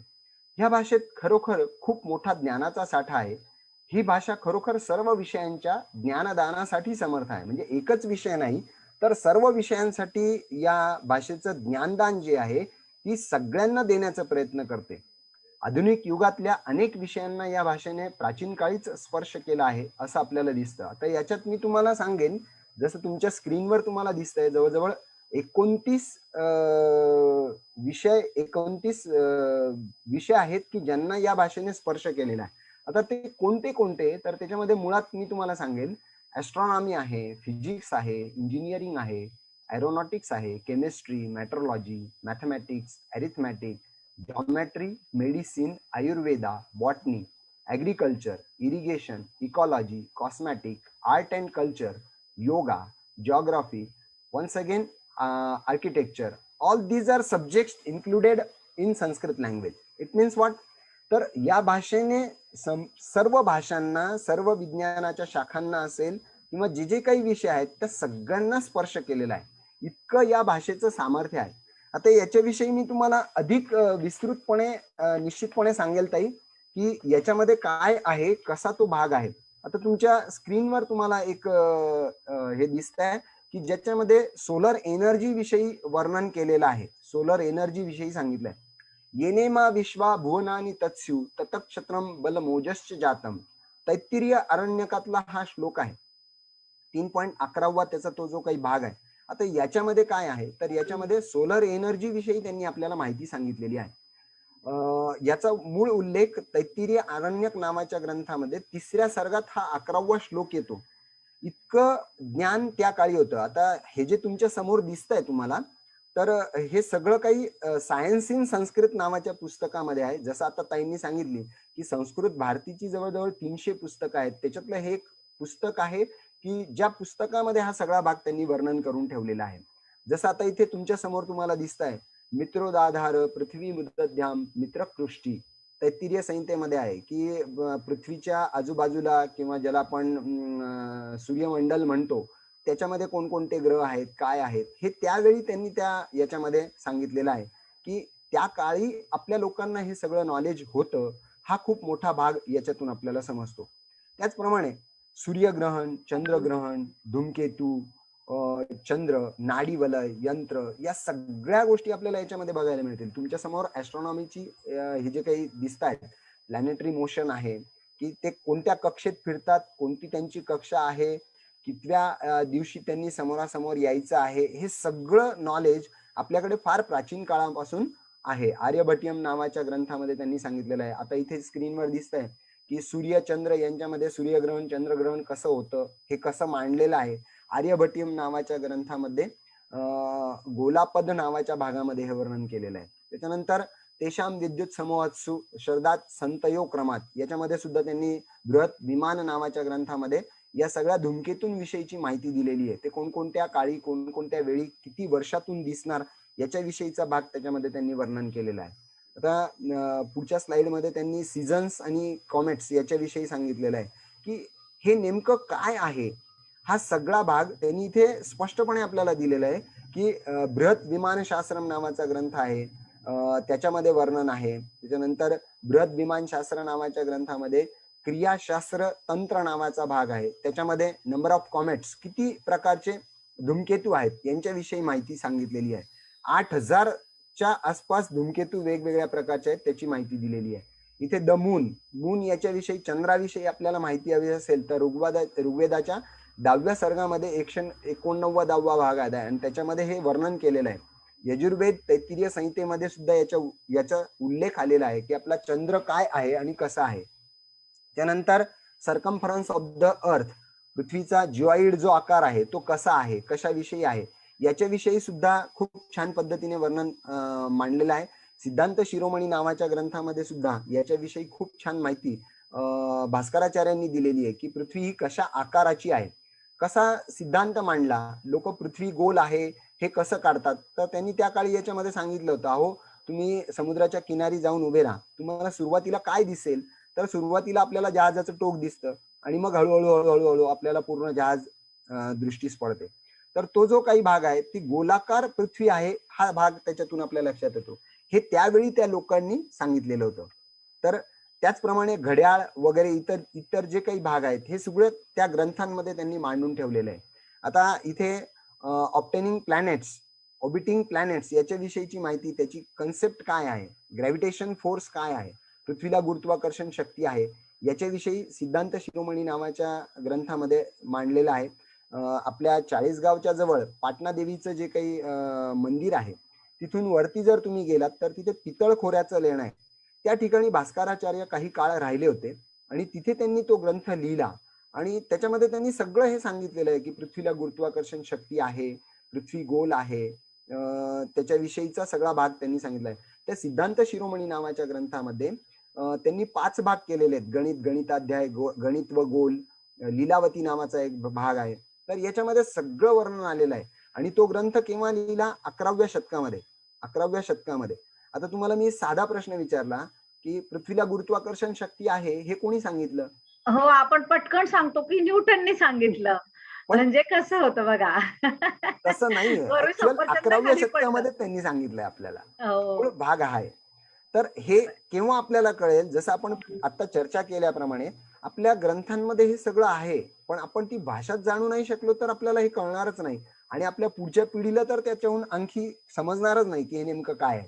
आता हे नाडी वलय यंत्रम आहे, याच्याविषयी पण सिद्धांत शिरोमणी नावाच्या ग्रंथामध्ये त्यांनी उल्लेख केलेला आहे की त्याची सावली कुठली कुठे पडते. म्हणजे जसं घड्याळचं चक्र आहे, घड्याळावरून पूर्वीचे लोक या सावलीवरून लोक वेळ ठरवायचे की आमची इथे सावली आली तर इतका वेळ झाला, इतका वाजले, इतका झाला मध्य वगैरे.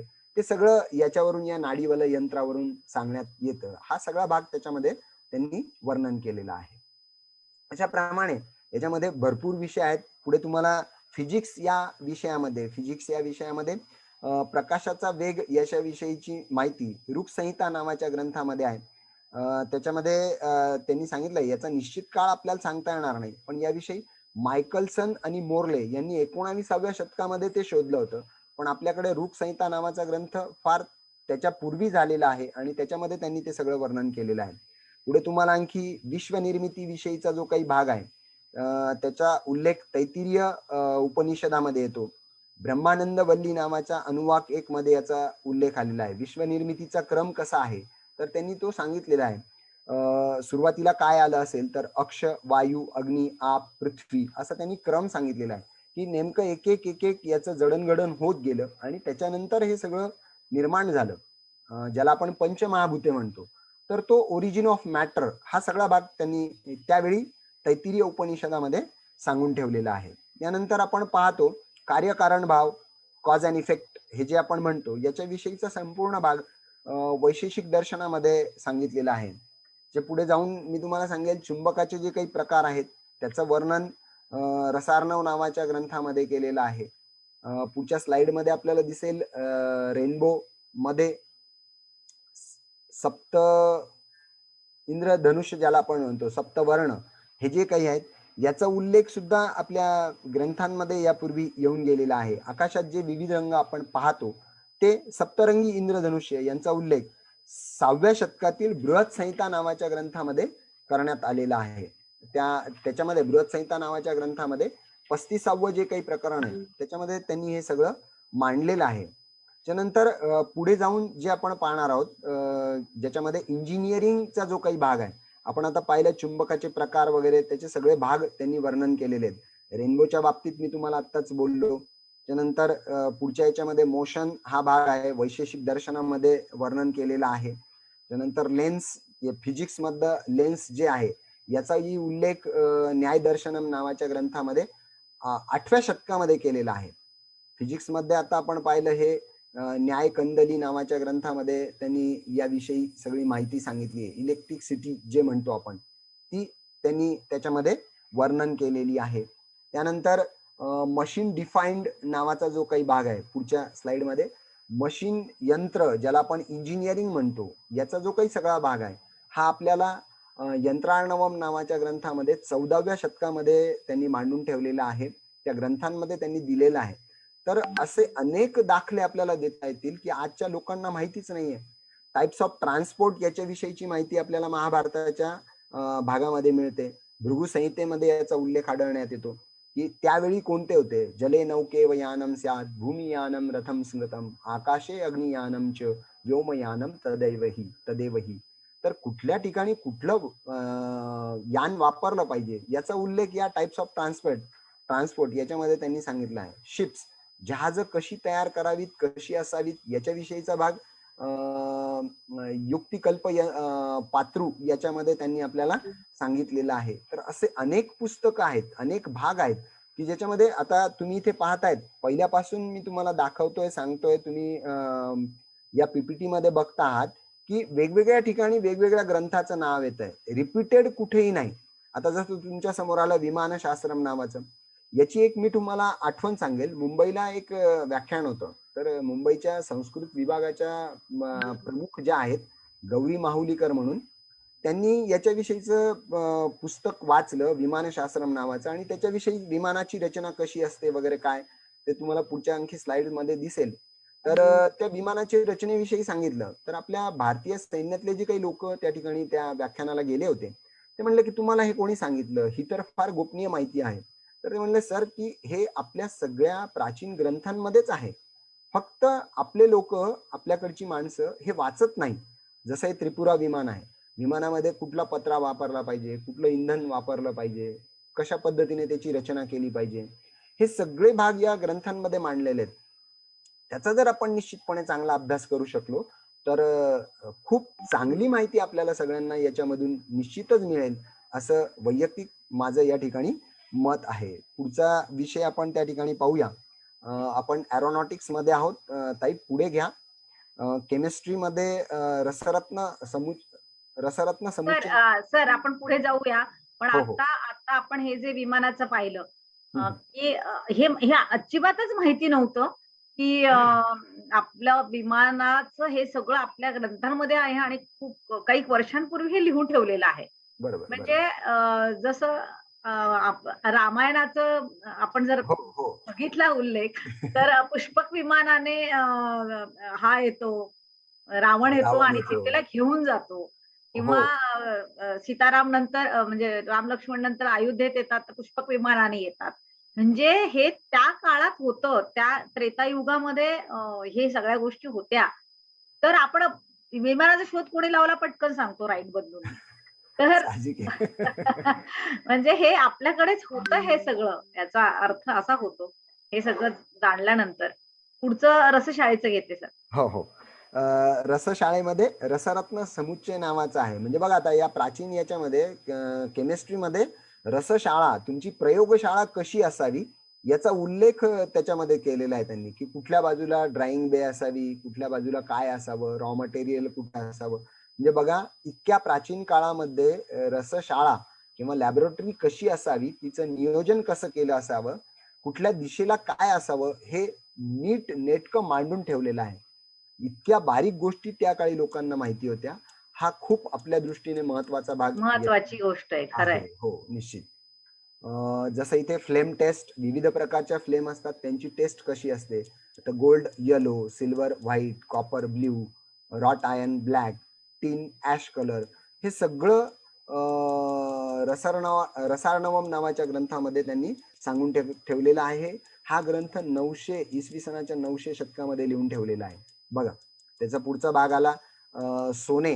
सोन्याला जास्त तापमान दिलं तर त्याचा काय परिणाम होतो ते या ठिकाणी आपल्याला त्यांनी सांगितलेलं आहे. त्याचा कसा कलर होतो याच्याविषयी सुद्धा त्यांनी आपल्याला याच्यामध्ये माहिती देण्याचा प्रयत्न केला आहे. त्यानंतर पुढची स्लाइड, साल्ट्स, ज्याला आपण लवण, मीठ म्हणतो. लवणानी षडुच्चन्ते सामुद्रम सैंधवम बिडम सौवर्चलम रोमकंच चुल्लिका लवणम तथा. तर हे 6 प्रकार मिठाचे आहेत, ज्याला आपण वेगवेगळ्या नावांनी उल्लेख करतो. NaCl, sea salt, rock salt, सैंधव मीठ वगैरे म्हणतो. तो एक भाग दिसतो या ठिकाणी. एक्सप्लोजिव्ह, मानवाच्या कल्याणासाठी याचा जर वापर केला तर निश्चितच ते चांगलं आहे, पण याचा जर वाईट उपयोग झाला तर संपूर्ण जग नष्ट होऊ शकतं. हा असा भाग या एक्सप्लोजिव्ह मध्ये आपल्याला केमिस्ट्री या ग्रंथामध्ये पाहायला मिळतो. त्याचाही उल्लेख शुक्रनीती नावाच्या ग्रंथामध्ये आपल्याला तो लक्षात येतो. नंतर मेट्रोलॉजी मध्ये आहे क्रुसिबल नावाचा जो काही भाग आहे, की कशा प्रकारे एखाद्या धातूला उष्णता दिली की ते वितळतं आणि त्याच्यापासून तुम्हाला काय काय बनवता येतं, हा सगळा भाग त्याच्यामध्ये दिलेला आहे. तो रसरत्न नावाच्या ग्रंथामध्ये समुच्चयमध्ये तिथे वर्णन करण्यात आलेलं आहे. कोष्टी यंत्र कसे असते, ते कोष्टी यंत्राविषयीची माहिती त्यांनी आपल्याला या छायाचित्रामध्ये इथे दिसत आहे. ते पण रसरत्न समुच्चय नावाच्या ग्रंथामध्ये तिथे वर्णन करण्यात आलेलं आहे. पुढे जाऊया. मॅथमॅटिक्सचं मूळ जे काही स्थान आहे, शून्याचा शोध कोणी लावला तर आर्यभट्टांनी लावला. हा सगळ्यात महत्वाचा भाग आहे. शून्य संस्कृत नाव आहे, सिफर त्याला अरेबिक नाव आहे, झिफायर ज्याला लॅटिन नाव आहे, आणि झिरो हे इंग्लिश नाव आहे. क्रमाने कसं कसं येत जातं ते बघा. अल्बर्ट आइन्स्टाईनने हा भाग सगळा आपल्याला सांगितलेला आहे. त्याच्याविषयीचा तर उल्लेख आपल्या जुन्या ग्रंथांमध्ये निश्चितपणे आपल्याला या ठिकाणी सापडतो. त्यानंतर पुढे जाऊया. नंबर्स विषयीची माहिती पण आपल्याकडे आहे. ब्राह्मी इन्स्क्रिप्शन ही पहिली इन्स्क्रिप्शन होती इसवी सनाच्या 300व्या शतकामध्ये. बघा ती कशी लिहिली जायची त्याचा उल्लेख त्या ठिकाणी त्यांनी दिलेला आहे. तदनंतर देवनागरी इन्स्क्रिप्शन कशी आहे जी 11व्या शतकामध्ये शोधण्यात आली किंवा तिचा उगम त्या ठिकाणी आहे ती कशी लिहिली गेली. आणि आताची मॉडर्न जी लिपी आहे जिला आपण 1 2 3 4 और 1 2 3 4 5 6 ते तिथे दिसतं. लार्ज अँड स्मॉल नंबर्स याच्याविषयीचा भाग आहे. How big and how small, how big and how small त्यांना काय म्हणतात ते संस्कृत भाषेमध्ये फार याच्या पूर्वी उपलब्ध होतं, ज्याला कोटी आपण म्हणतो. कोटी, तिथी, तिथी लंबा, सर्व बाला, त्याच्यानंतर तालाक्षणा, 10चा 53वा घात हे त्यावेळी आपल्या प्राचीन गणितज्ञांना माहिती होतं. आणि किती स्मॉल, किती छोटं तर सेकंदाचा 1/8 भाग किती लहान होऊ शकतो. म्हणजे जसं आपण चित्र बघतो ना स्क्रीनवर, आता पिक्चर मध्ये जे स्क्रीन असते ती आपण पाहतो त्यावेळी क्षणात आपण घरात असतो आणि तो आपल्याला पर्वतावर घेऊन जातो. तर तो सेकंदाचा 1/6 भाग किंवा 1/8 भाग असतो की तेवढ्या पटकन ते बदलतं, आपल्याला लक्षातही येत नाही, घरातून डायरेक्ट आपल्याला पर्वतावर घेऊन जातो. तर हाऊ स्मॉल हा भाग मला त्या ठिकाणी सांगता येईल. स्क्वेअर अँड क्यूब रूट्स हा भाग आपल्याला आर्यभट्टियम नावाच्या ग्रंथामध्ये आहे, ज्याला आपण एक्स वर्ग जे म्हणतो ते स्क्वेअर आणि क्यूब रूट हा सगळा भाग आर्यभट्टियम मध्ये सांगितलेला आहे. इसवी सनाच्या 476 मध्ये ते त्यांनी आपल्याला तिथे सांगितलेलं आहे. त्यानंतर पुढे बघा तुम्ही, बौधायन सूत्रम नावाचा जो काही ग्रंथ आहे त्याच्यामध्ये हे सगळं त्रिकोण, माझा गणिताशी जास्त संपर्क नाही पण थेरम ज्याला म्हणतात, बौधायन सूत्रम मधले थेरम, एबीसी, त्रिकोण, चौकोन त्याच्याविषयीचा भाग त्याच्यामध्ये त्यांनी मांडलेला आहे. त्यानंतर एरिया ऑफ ट्रायंगल आहे, आर्यभट्टांनीच मांडलेलं आहे. ते मॉडर्न मेथड ज्याची आपण एरिया म्हणतो एबीसी, त्याचा एरिया किती येतो ते त्याच्यात सांगितलं आहे. व्हॅल्यू ऑफ पाय म्हणजे पायची किंमत 3.14 जे आपण शाळेमध्ये शिकलेलो होतो तो भाग त्यांनी त्या ग्रंथामध्येच मांडलेला आहे. इथे आपल्याला ते सगळं दिसतंय. नंतर द व्हॅल्यू ऑफ पाय पुढचा भाग त्यांनी सांगितलेला आहे. गोपी भाग्य मधुव्रात शृंगिणो दधी संदिग्ध, भारती तीर्थ नावाच्या ग्रंथामध्ये याचा उल्लेख करण्यात आलेला आहे. तदनंतर पुढे जाऊया ताई आपण, मेडिसिन मध्ये सुद्धा आपलं संस्कृत जे काही आहे ते मागे नाही.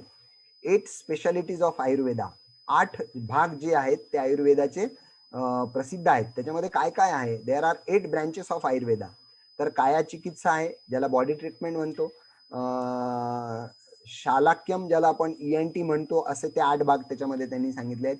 त्यानंतर मेडिसिन पॅथॉलॉजी काय आहे, आता जे आपण सगळे वापरतो आहोत त्याच्याविषयीचा भाग पण त्यांनी सांगितलेला आहे.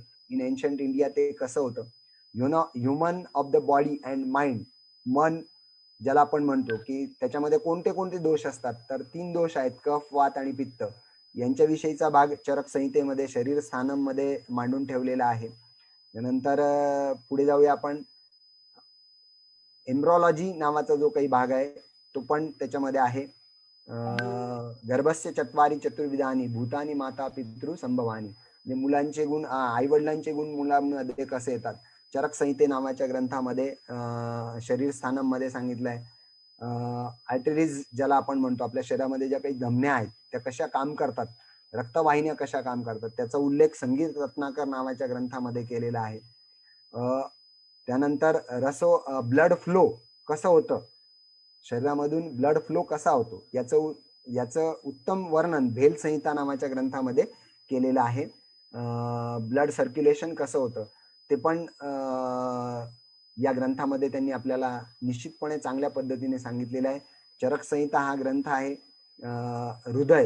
हृदयाचं काम कसं चालतं याच्याविषयीचा भाग सांगितला आहे. सुश्रुत संहिता, उत्तरंत्रणम. त्यानंतर प्लास्टिक सर्जरी हा एक उल्लेख मी तुम्हाला निश्चितपणे सांगेल ताई. प्लास्टिक सर्जरी केव्हा अस्तित्वात होती असं मी तुम्हाला म्हणेल तर निश्चितपणे तुम्ही मला एखादं इंग्रजी नाव सांगाल, पण मी तुम्हाला एक आठवण करून देतो.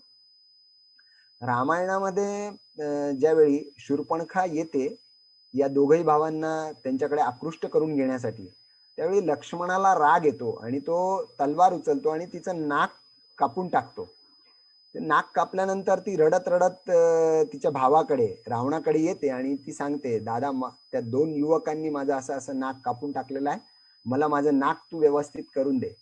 त्यावेळी रावणाने त्याच्या राज्यात असलेले आणि संबंध त्याच्या परिसरात किंवा जिथे जिथे त्याचा संपर्क होता तिथे तिथे त्याने निरोप पाठवले, सूचना पाठवल्या की माझ्या बहिणीचं नाक नीट करून द्यायचं आहे, कोण करून देईल.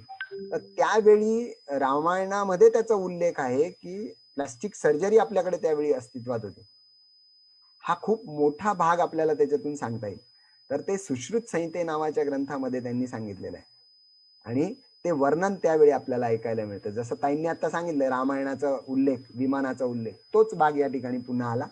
आपल्या शरीरामध्ये जे आपण म्हणतो इंटेस्टिनल सर्जरी याच्याविषयीचा भाग या सुश्रुत संहिता नावाच्या ग्रंथामध्ये वर्णन करण्यात आलेलं आहे. अशा पद्धतीने खूप खूप ज्ञान याच्यामध्ये आहे. किडनी स्टोन रिमूव्हल कसं काढलं जातं, किडनी स्टोन कसा काढला जातो याच्याविषयीचं ज्ञान सुश्रुत संहितेमध्ये सांगण्यात आलेलं आहे. त्याच्यात त्याचा उल्लेख आहे. टेस्ट ट्यूब बेबी बघा, आता ऋग्वेदामध्ये टेस्ट ट्यूबचा उल्लेख आहे. बापरे, म्हणतो म्हणजे सर आता असं वाटतं की आता आलंय नवीन असं म्हणजे वाटतच. म्हणजे त्याचा ऋग्वेदामध्ये उल्लेख असणं म्हणजे फारच मोठी गोष्ट आहे ही आज माहिती होती. म्हणूनच मी म्हंटलो की हे जर आपण वाचलं नाही तर आपल्याला कळणारच नाही. म्हणून आपल्याला संस्कृत शिकायचंय. हो, आणि आपल्याला असं वाटतं की पाश्चात्यांनी हे सगळे शोध लावलेत आणि ते आपल्यापर्यंत आलंय असं आपल्याला वाटतंय ऍक्च्युली. पण निश्चितच कदाचित त्यांना बेस इकडूनच कुठून तरी मिळालेला असला पाहिजे. मला सांगा ना ताई, तुम्ही कितीतरी लोक आपल्याकडे फिरायला येतात, तुम्ही नुसतं बघा, तुम्ही या लेण्यांमध्ये जर जाऊन बघितलं ना, ते लोक वेड्यासारखा त्याचा अभ्यास करतात, एक एक आकृती करतात, एक एक कलाकृती ते बघतात. आपण जातो तिथे जाऊन पाहून येतो, फक्त कुठेतरी आपलं नाव कोरून येतो, लिहून येतो, पण ती लोक त्याचा किती बारकाईने अभ्यास करतात. त्याच्या मागे हेच सगळं कारण असावं म्हणून ते लोक अभ्यास करतात. त्याच्यानंतर मेडिसिन मध्ये पण आहे मेडिसिनल प्रॉपर्टीज ऑफ गोल्ड, जे आपण लहान मुलांना सुवर्ण पाणी जे म्हणतो दर 15 दिवसाला महिन्याला देतो, त्याचा काय फायदा आहे याचा उल्लेख रसरत्न समुच्चय नावाच्या ग्रंथामध्ये करण्यात आलेला आहे की ते का दिलं गेलं पाहिजे. त्याच्यानंतर मेडिसिनल यूज ऑफ एअर, आपण जे म्हणतो की वायू काय आहे, वारा काय आहे. आता आपण पाहिलं या लॉकडाऊनच्या कालावधीमध्ये की किती महत्व ऑक्सिजनला आलं होतं. लोकांनी झाडच लावली नाहीत तर ऑक्सिजन मागतायत, कुठून मिळेल. हा सगळ्यात महत्वाचा भाग अथर्व वेदामध्ये सांगितलेला आहे की त्या वाऱ्याचा उपयोग काय आहे की जो आपल्याला कमी पडेल, लागेल. पल्स टेस्ट, तुम्ही जर एखाद्या आयुर्वेदिक डॉक्टरांकडे गेलात तर ते तुमच्या हाताला टच करून तुम्हाला सांगतात, पण तो तितका ज्ञानी असला पाहिजे. तो तुमच्या हाताला टच करून सांगतात की तुम्हाला काय आजार आहे, तो तुम्हाला काय होत आहे, ते फक्त त्या हाताला स्पर्श करून ते सांगतात, त्या नाडीवरून ते आपल्याला सांगतात. ते नाडी दर्पणम नावाच्या ग्रंथामध्ये त्यांनी सांगितलेलं आहे. सिम्पटम्स ऑफ क्युअर, तुम्ही चांगलं वाटायला लागलं, मला चांगलं वाटतंय, हे कशावरून, तर त्याची काही सिम्पटम्स आहेत, ते चरक संहिता नावाच्या ग्रंथामध्ये 89व्या प्रकरणामध्ये सांगितलेलं आहे, विमानस्थानम मध्ये.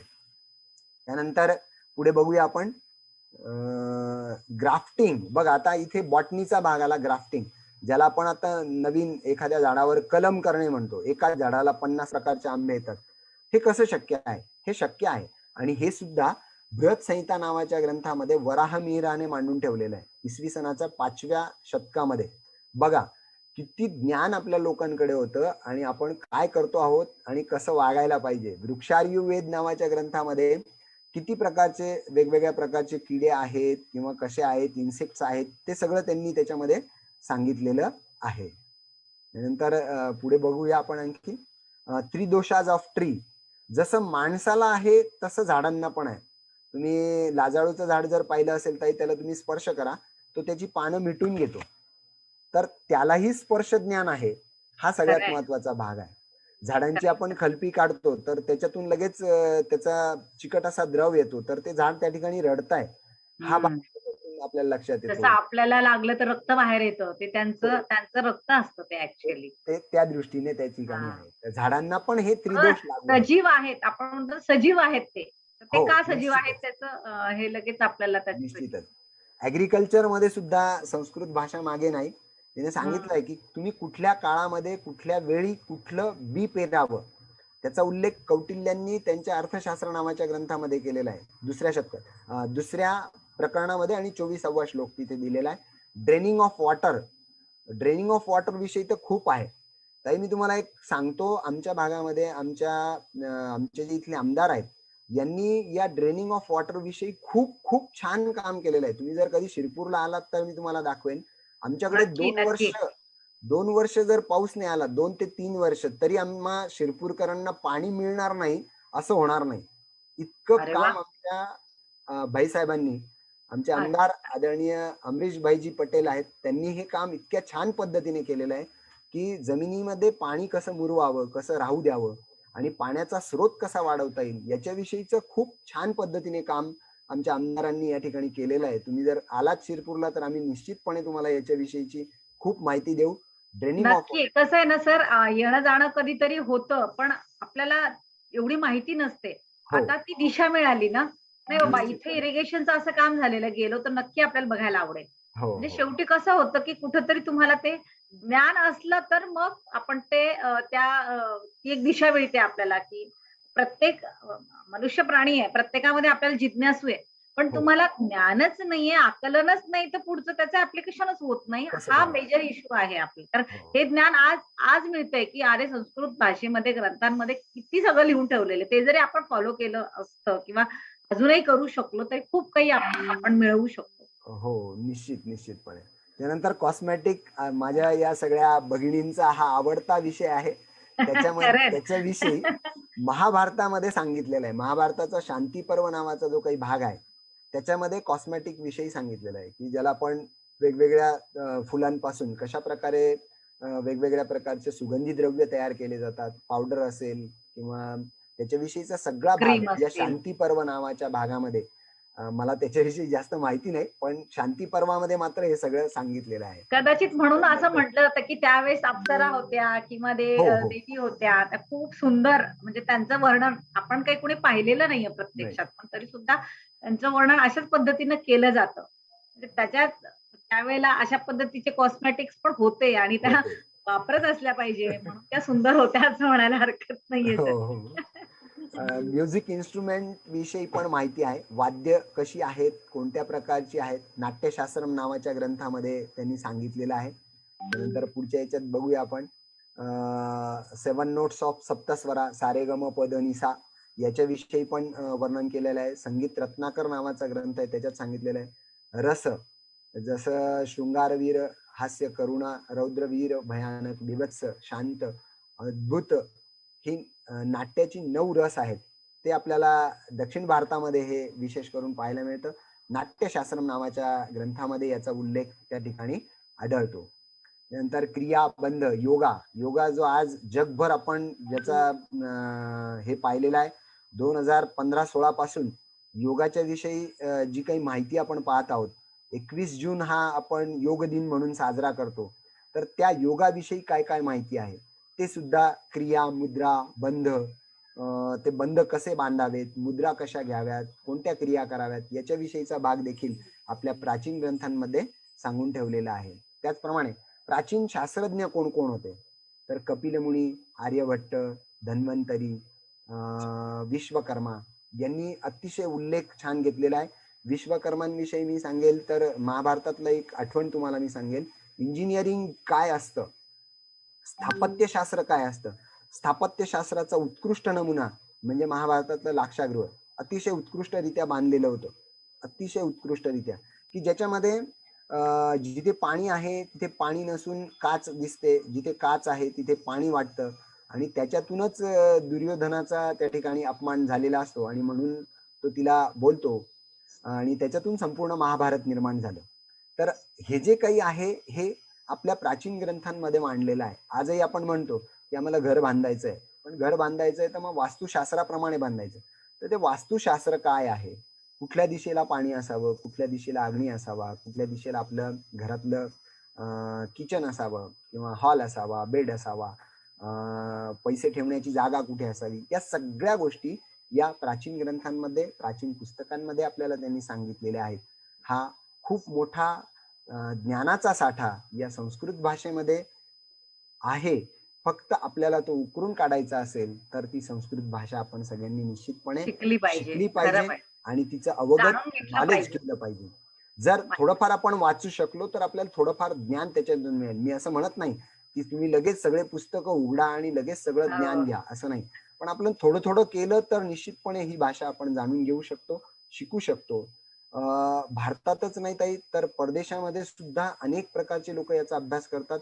अमेरिकेमध्ये माझे काही नातेवाईक राहतात, त्यांनी मला सांगितलं की आपल्याकडे आपण सुट्टींमध्ये काय करतो, तर ती लोक सुट्टींमध्ये मंदिरं त्यांच्याकडे आहेत. आपल्या भारतातूनच, दक्षिण भारतातून काही लोक, विद्वान लोक त्या ठिकाणी गेलेले आहेत. त्यांनी इतक्या चांगल्या पद्धतीने लोकांना वेद शिकवले. 3 महिन्याचा अभ्यास असतो. 3 महिन्यामध्ये ते त्यांना त्या वेदांविषयी माहिती देतात, वेदांविषयीचं ज्ञान देतात आणि ती मुलं पण तिथेच राहतात. त्यांना त्या ठिकाणी राहण्याविषयी सांगण्यात येतं. तुम्हाला कदाचित माहिती असेल, माझा भाचा त्या ठिकाणी गुरुकुल पद्धतीचं कसं होतं गुरुकुल पूर्वी? पद्धती. हो की एक मुलांना 3 महिन्यामध्ये ते एक अनुभव तो हो देऊन हो देतात.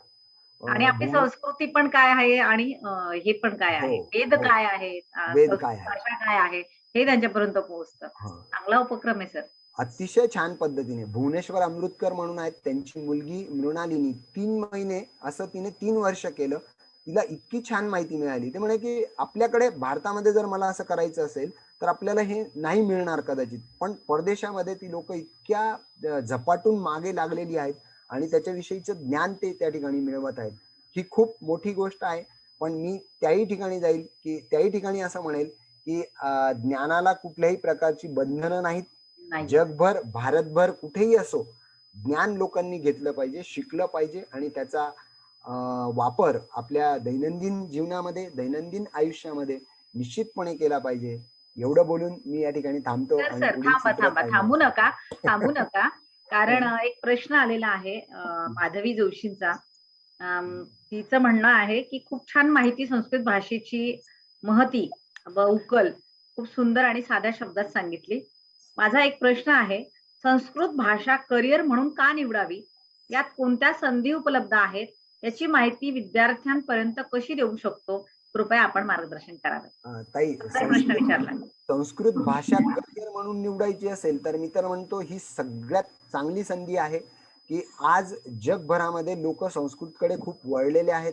तुम्हाला कुठल्याही प्रकारचं नॉलेज असं नाहीये की संस्कृत सोडून मिळेल किंवा तुम्हाला जॉब मिळणार नाही, असं कुठेच नाही. मी एक याच्याविषयी पण एक आठवण सांगेल. मुंबईला माझे एक मित्र आहेत, त्यांनी काय केलं, अतिशय छान पद्धतीने कौटिल्यांच्या अर्थशास्त्राचा अभ्यास केला. त्याच्यामध्ये छोटे छोटे भाग त्यांनी सांगितलेले आहेत. कुटुंब कसं असावं, कुटुंब प्रमुखाने कसं वागावं, मुलांनी कसं वागावं, घरामध्ये कसं वातावरण असावं. तर हा जो धागा धरला आपण तर त्याच्याने खूप चांगल्या प्रकारचं माहिती आपण देऊ शकतो. तो जो माझा मित्र मी तुम्हाला म्हंटल, तो जो मित्र आहे माझा, त्याने इतक्या छान पद्धतीने मांडलाय. तर तो महिन्यातले 15 दिवस, 15 ते 20 दिवस भारताच्या बाहेर असतो. फक्त कशासाठी?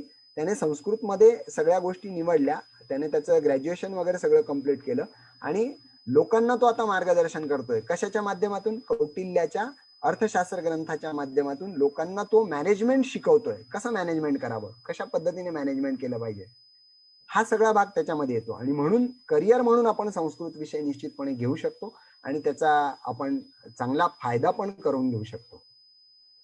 तर त्याचं असं म्हणणं आहे की हे विद्यार्थ्यांपर्यंत कशा पद्धतीने आपण पोहोचवू शकतो हे. आता विद्यार्थ्यांपर्यंत पोहोचवायचं असेल तर मी त्याला एक सांगेन की शाळांमधून संस्कृत हा विषय सुरू आहे, काही ठिकाणी तो नाही. तर त्या ठिकाणी पालकांनी आग्रह धरावा, पालकांनी सांगावं की आमच्या मुलांना संस्कृत शिकवा आणि त्यांना संस्कृत येऊ देत. म्हणून वरिष्ठ पातळीवर आपल्याला काही करता आलं तर शाळांमधून संस्कृत विषय सुरू जर झाला तर निश्चितपणे त्याचा हा फायदा सगळ्यांपर्यंत पोहोचेल आणि जनमानसामध्ये ही भाषा जाऊन पोहोचेल. हा भाग आपल्याला त्या ठिकाणी करता येऊ शकतो. बऱ्याच वेळा होतं काय, मॅनेजमेंट सुरू करतं आणि पालकांचा किंवा विद्यार्थ्यांचा प्रतिसाद नसेल तर तो विषय त्या ठिकाणी बंद पडतो. दुसरी गोष्ट काय होते, लोक आता अभ्यास नाही करत किंवा लोक हा विषय घेत नाही, म्हणून याच्यातले तज्ज्ञ लोक म्हणा किंवा शिक्षक म्हणून पुढे येत नाहीत आणि म्हणून तो लोकांपर्यंत हा विषय पोहोचत नाही. हा पण एक त्याच्यातला भाग आहे. म्हणून मी सगळ्यांना एक असं आवाहन करेन की तुम्ही जास्तीत जास्त संस्कृत भाषा शिका. जे शिक्षक आहेत त्यांनी संस्कृत भाषा मुळात शिका आणि त्याच्यातून लोकांपर्यंत देण्याचा प्रयत्न करा आणि हळूहळू तुम्हाला या सगळ्या गोष्टी समजतील, कळतील. दुसरा एक भाग मी इथे सांगेल, संस्कृत भारतीच्या माध्यमातून जर तुम्ही शिकलात तर अतिशय उत्कृष्टपणे तुम्ही संस्कृत बोलाल, शिकाल आणि तुम्हाला समजेलही. जी काही पुस्तकं आता 8वी 9वी 10वीच्या विद्यार्थ्यांना आहेत इतकी सोपी आहेत. फक्त तुम्ही दैनंदिन जीवनामध्ये कसं बोलतात त्या पद्धतीने त्यांनी व्याकरण त्या ठिकाणी सांगितलेलं आहे आणि तो भाग त्या ठिकाणी मांडून ठेवलेला आहे. तर इतक्या सोप्या पद्धतीने ते आपल्याला तिथपर्यंत नेता येईल. खूप छान. म्हणजे इंग्लिश स्पीकिंगचे कोर्स लावतो आपण, जर्मन हो. स्पीकिंगचे लावतो किंवा फ्रेंच आहे. जशा फॉरेन लँग्वेजेस आपण जेवढ्या याच्याने शिकतो किंवा त्याच्यात करिअर करायचंय म्हणून शिकतो. तसेच संस्कृत भाषेत पण खूप चांगलं करिअर आहे आणि ती तुम्ही कशा पद्धतीने शिकू शकतो किंवा काय सोर्सेस आहेत ते आज आपल्याला कळलं. त्यातला मोठा सोर्स संस्कृत भारती पण आहे आणि शाळांमधून पण आहे. तर अभ्यासाला जसं म्हणतो ना कुठलाही विषय असो किंवा कसलाही अभ्यासाला काही स्काय इज द लिमिट. त्याच्यामुळे खूप गोष्टी आपण शिकू शकतो. तर आजच्या या उपक्रमातनं आपल्याला ही दिशा नक्कीच मिळाली आहे की संस्कृत भाषेचं ज्ञान किती अगाध आहे आणि किती पूर्वापार चालत आलेली आहे आणि त्याच्यामध्ये किती आधीपासूनच सगळ्या गोष्टी लिहून ठेवलेल्या आहेत आणि आपण ते बाहेरच्या लोकांनी आणल्या असं म्हणून आपणच त्यांना मिरवतो त्या गोष्टी, कारण आपल्यालाच आपलं माहिती नाहीये पूर्ण हो, तिकडे काय आहे ते शब्द समजा. म्हणजे असा श्लोक आहे ना, तो मंत्र आहे, जगती भारतम गौरव स्थानम नेतु समर्थन संस्कृत मेद यदि वयम तामेव भाषानं. म्हणजे जगामध्ये भाषानं समास नवगच्छामः. हा तर जगामध्ये भारताला गौरवस्थानी नेण्यासाठी खरं तर संस्कृत भाषा खूप सामर्थ्यशाली आहे. आणि खरंच जर आपण जसं आता तुम्ही सांगितलं की अमेरिकेमध्ये 3-3 महिने असे कोर्स जर मुलांसाठी घेत असतील तर आपण आपण कुठे आहोत मग? नाही, आपण हा विचार करायला पाहिजे की आपण काय देतोय मग आपल्या मुलांना, नाही का? तर ते कसं होऊ शकेल? त्या भाषेचं खरोखर जो ज्ञानाचा साठा आहे, ती भाषा जी एवढी समृद्ध आहे, तर त्याच्यासाठी ती ज्ञानदानासाठी एवढी समर्थ पण आहे. तर आधुनिक युगातल्या अनेक विषयांना ती स्पर्श करते, म्हणजे आहेच मुळात जे आज आपण सगळ्या स्लाइड्स पाहिल्या. तर अशा भाषेसाठी म्हणजे ॲस्ट्रॉनॉमी पासून ते कॉस्मेटिक्स पर्यंत अगदी म्हणजे आपण म्हणतो पायथागोरसचा नियम, ते ट्रायंगल आणि हे सगळं आणि AB स्क्वेअर बरोबर वगैरे हे जे समीकरण आहेत ते ग्रंथामध्ये लिहिलेले होते. म्हणजे किती आधी हो, त्याचा हो. शोध लागलेला आहे. शून्याचा शोध आपण आपल्याच ऋषीमुनींनी लावलेला आहे. आपले ऋषीमुनी किती मोठे सायंटिस्ट होते. त्यांच्याकडे कुठल्याही सोयी सुविधा नसताना पण त्याचा आपल्याला उपयोग करता आलेला नाही. पण अजूनही वेळ गेलेली नाहीये. आपण त्याचा उपयोग करू शकतो. नाही खूप अगदी डीपली जाऊन, पण अगदी आपल्या दैनंदिन व्यवहारामध्ये, दैनंदिन जीवनामध्ये आपण वापर करून कुठेतरी आपण तो एक आनंद घेऊ शकतो संस्कृत भाषेचा. तर तो आजच्या उपक्रमाने आपण सगळ्यांनी घेऊया. तर मला वाटतं आजचे माझे सगळे रसिक प्रेक्षक, माझ्या सखी, मैत्रिणी, बंधूंनो, तर ह्या प्राचीन काळातली ही जी आपली भाषा आहे, अनेक पुस्तकांमध्ये, अनेक ग्रंथांना, उपनिषदांमध्ये, वेदांमध्ये हे सगळं अगदी टेस्टी बेबीपासून जर मांडून ठेवलेलं आहे, तर खरंच आपल्याला म्हणजे काही अनुषंगाने असं म्हटलं तर ही आपल्यालाच ही गोष्ट माहित नसणे ही आपल्यासाठी खरंच लाजिरवाणी गोष्ट आहे असं एका अर्थाने मी म्हणेन. तर ती आपल्याला आजच्या उपक्रमाच्या निमित्तानं का होत नाही, ती आपल्याला माहिती झाली. तर यापुढे आपण हे लक्षात असू देऊ की आपली ही भाषा किती प्राचीन आणि समृद्ध आहे आणि केवढी शब्द सामर्थ्यवान अशी आहे. तर ह्या भाषेचा प्रचार प्रसार करावा आणि आजपासून आपण दुसऱ्यांना शिकवायला जाण्याच्या ऐवजी आपण आपल्या घरातून सुरुवात करूया. आपल्या घरात बोलायला आपण सुरुवात करूया. अगदी 1 ते 10 अंक जसं ओबीनी व्हिडिओ टाकलेला आहे, तिथूनही आपण सुरुवात करू शकतो. अगदी सुप्रभातांपासून आपण सुरुवात करू शकतो. धन्यवादांपासून आपण सुरुवात करू शकतो. अगदी कुठल्याही छोट्या-छोट्या शब्दांपासून आपण सुरुवात नक्कीच करू शकतो आणि तुम्ही ती कराल याची खात्री आहे. तुम्ही आमच्या या उपक्रमाला जोडले जाल याची मला खूप खात्री आहे आणि नक्कीच तुमचे मला ते कमेंट्स मला ऐकायला आवडतील. काही दिवसांना की चला ह्या कार्यक्रमाने प्रेरणा घेऊन माझा मुलगा, माझी मुलगी किंवा मी स्वतः आम्ही संस्कृत शिकायला लागलो आणि आमच्यामध्ये एवढा असा बदल झालेला आहे. हे ऐकायलाही नक्की आवडेल. कदाचित पुढच्या सखी दिनापर्यंत याचा भरपूर प्रचार प्रसार झालेला असेल असं आपण मानूया आणि पण त्यासाठी आपल्याला निश्चितच थोडा अभ्यास करावा लागणार आहे. तर आणि तरच ही संस्कृत आपली भाषा निश्चित टिकणार आहे आणि हा आपल्यासाठी अमूल्य असा साठा आहे हा ठेवा आहे हा ऍक्च्युली. तो जो साठा आहे तो आपल्याला जपायचा आहे आणि तो पुढे पण न्यायचा आहे. तो आपल्यापर्यंत पण मर्यादित ठेवायचा नाही आपल्याला. जेवढं ज्ञान वाटू, एवढं ज्ञान वाढत जातं. जी म्हण आहे तर तसंच आपल्याला करायचं आहे. म्हणून जयतु संस्कृतम जयतु भारतम. लवकरच पुढचा कार्यक्रम, पुढचा संवाद पर्व घेऊन आपल्या भेटीला येणार आहे. इथे योगेश कोठावदे सर आणि वर्षा वाणी यांनी खूप छान मार्गदर्शन केलं. सर, आपण आपला अमूल्य वेळ दिला. मला माहिती आहे तुमच्या मागे भरपूर लोड आहे 10वीच्या मुलांचा, ऑनलाईन शाळांचा. त्यात नाही आपण आज वेळ दिलात आम्हा सगळ्यांसाठी. त्यासाठी आपले मनापासून आभार मानते. वर्षा मॅडम, आपले मनापासून आभार मानते. धन्यवाद धन्यवाद ताई. परिवारानं मला ही जी संधी दिली हा कार्यक्रम प्रसारित करण्याची, माझ्या एलिना इव्हेंट्सला, त्याबद्दल मी सखी परिवाराचे मनापासून आभार मानते. धन्यवाद. धन्यवाद ताई. भेटूया लवकरच आणि धन्यवाद. धन्यवाद. हा, आता धन्यवादम झालंय. खरं तर एक गोष्ट राहिलीये की आपण या कार्यक्रमाची सांगता आमच्या 2 चिमुकल्या मुलींनी खूप छान, जसं ओबीनी म्हणून दाखवलंय ना, त्यांनी डान्स मधून आपल्याला संस्कृत सांगितलंय. माहिती का अरे वा. तुम्हाला? तर तो मी व्हिडिओ शेअर करते, तो आपण बघूया आणि मग कार्यक्रमाची सांगता करूया.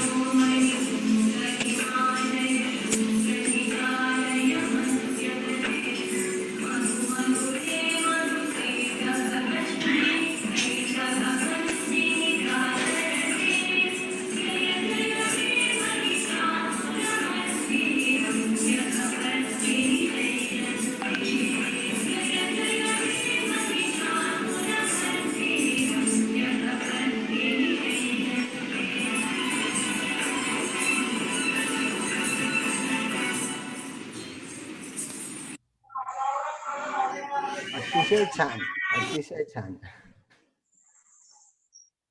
ताई, मला एक सांगावंसं वाटेल. ह्या मुलींची नावं त्याच्यात त्यांनी सांगितली नाहीयेत. मी त्यांची सांगू नावं का? माहिती का तुम्हाला वर्षा? हो हो, स्पर्शिका मालपुरे आहे आणि ती धाकटी छोटी मुलगी आहे त्याच्यामध्ये ती. छोटी, ती माझ्या बहिणीची मुलगी. हा. हो, स्पर्शिका आणि मालपुरे. आता ती मोठी मुलगी आहे तिच्यापेक्षा थोडी. तर तिची फ्रेंड आहे. एक मिनिट, तिचं नाव सरोदे म्हणून आहे. मला तिचं नाव नाही आठवते. तर ती आहे. आणि ताई, तुम्हाला सांगायला मला नक्कीच आवडेल की हा जो डान्स बसवलाय तो भावना ताईंनीच बसवलाय घरी. आणि त्यांना पण संस्कृतची खूप आवड असल्यामुळे त्यांनी हे सगळं जमवून आणलं. आणि मुळात आपल्या ह्या सखी परिवारात सखी असा सहभाग घेताय.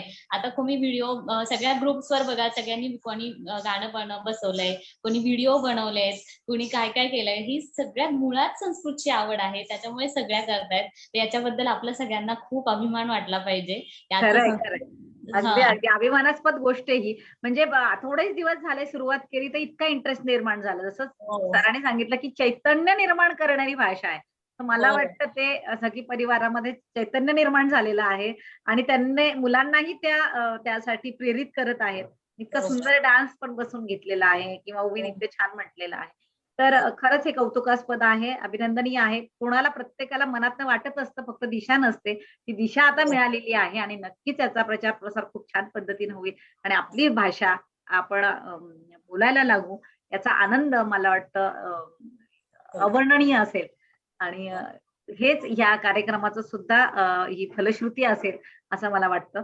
तर खरंच आपण दोघांनी खूप छान वेळ दिला त्याबद्दल आपले मनापासून धन्यवाद. धन्यवाद. धन्यवाद. पुनर्मिलामः. पुनर्मिलामः. आणि मी सुद्धा शिकणार आहे आता. मी सुद्धा हो. शिकणार आहे. थँक्यू. Okay, thank you.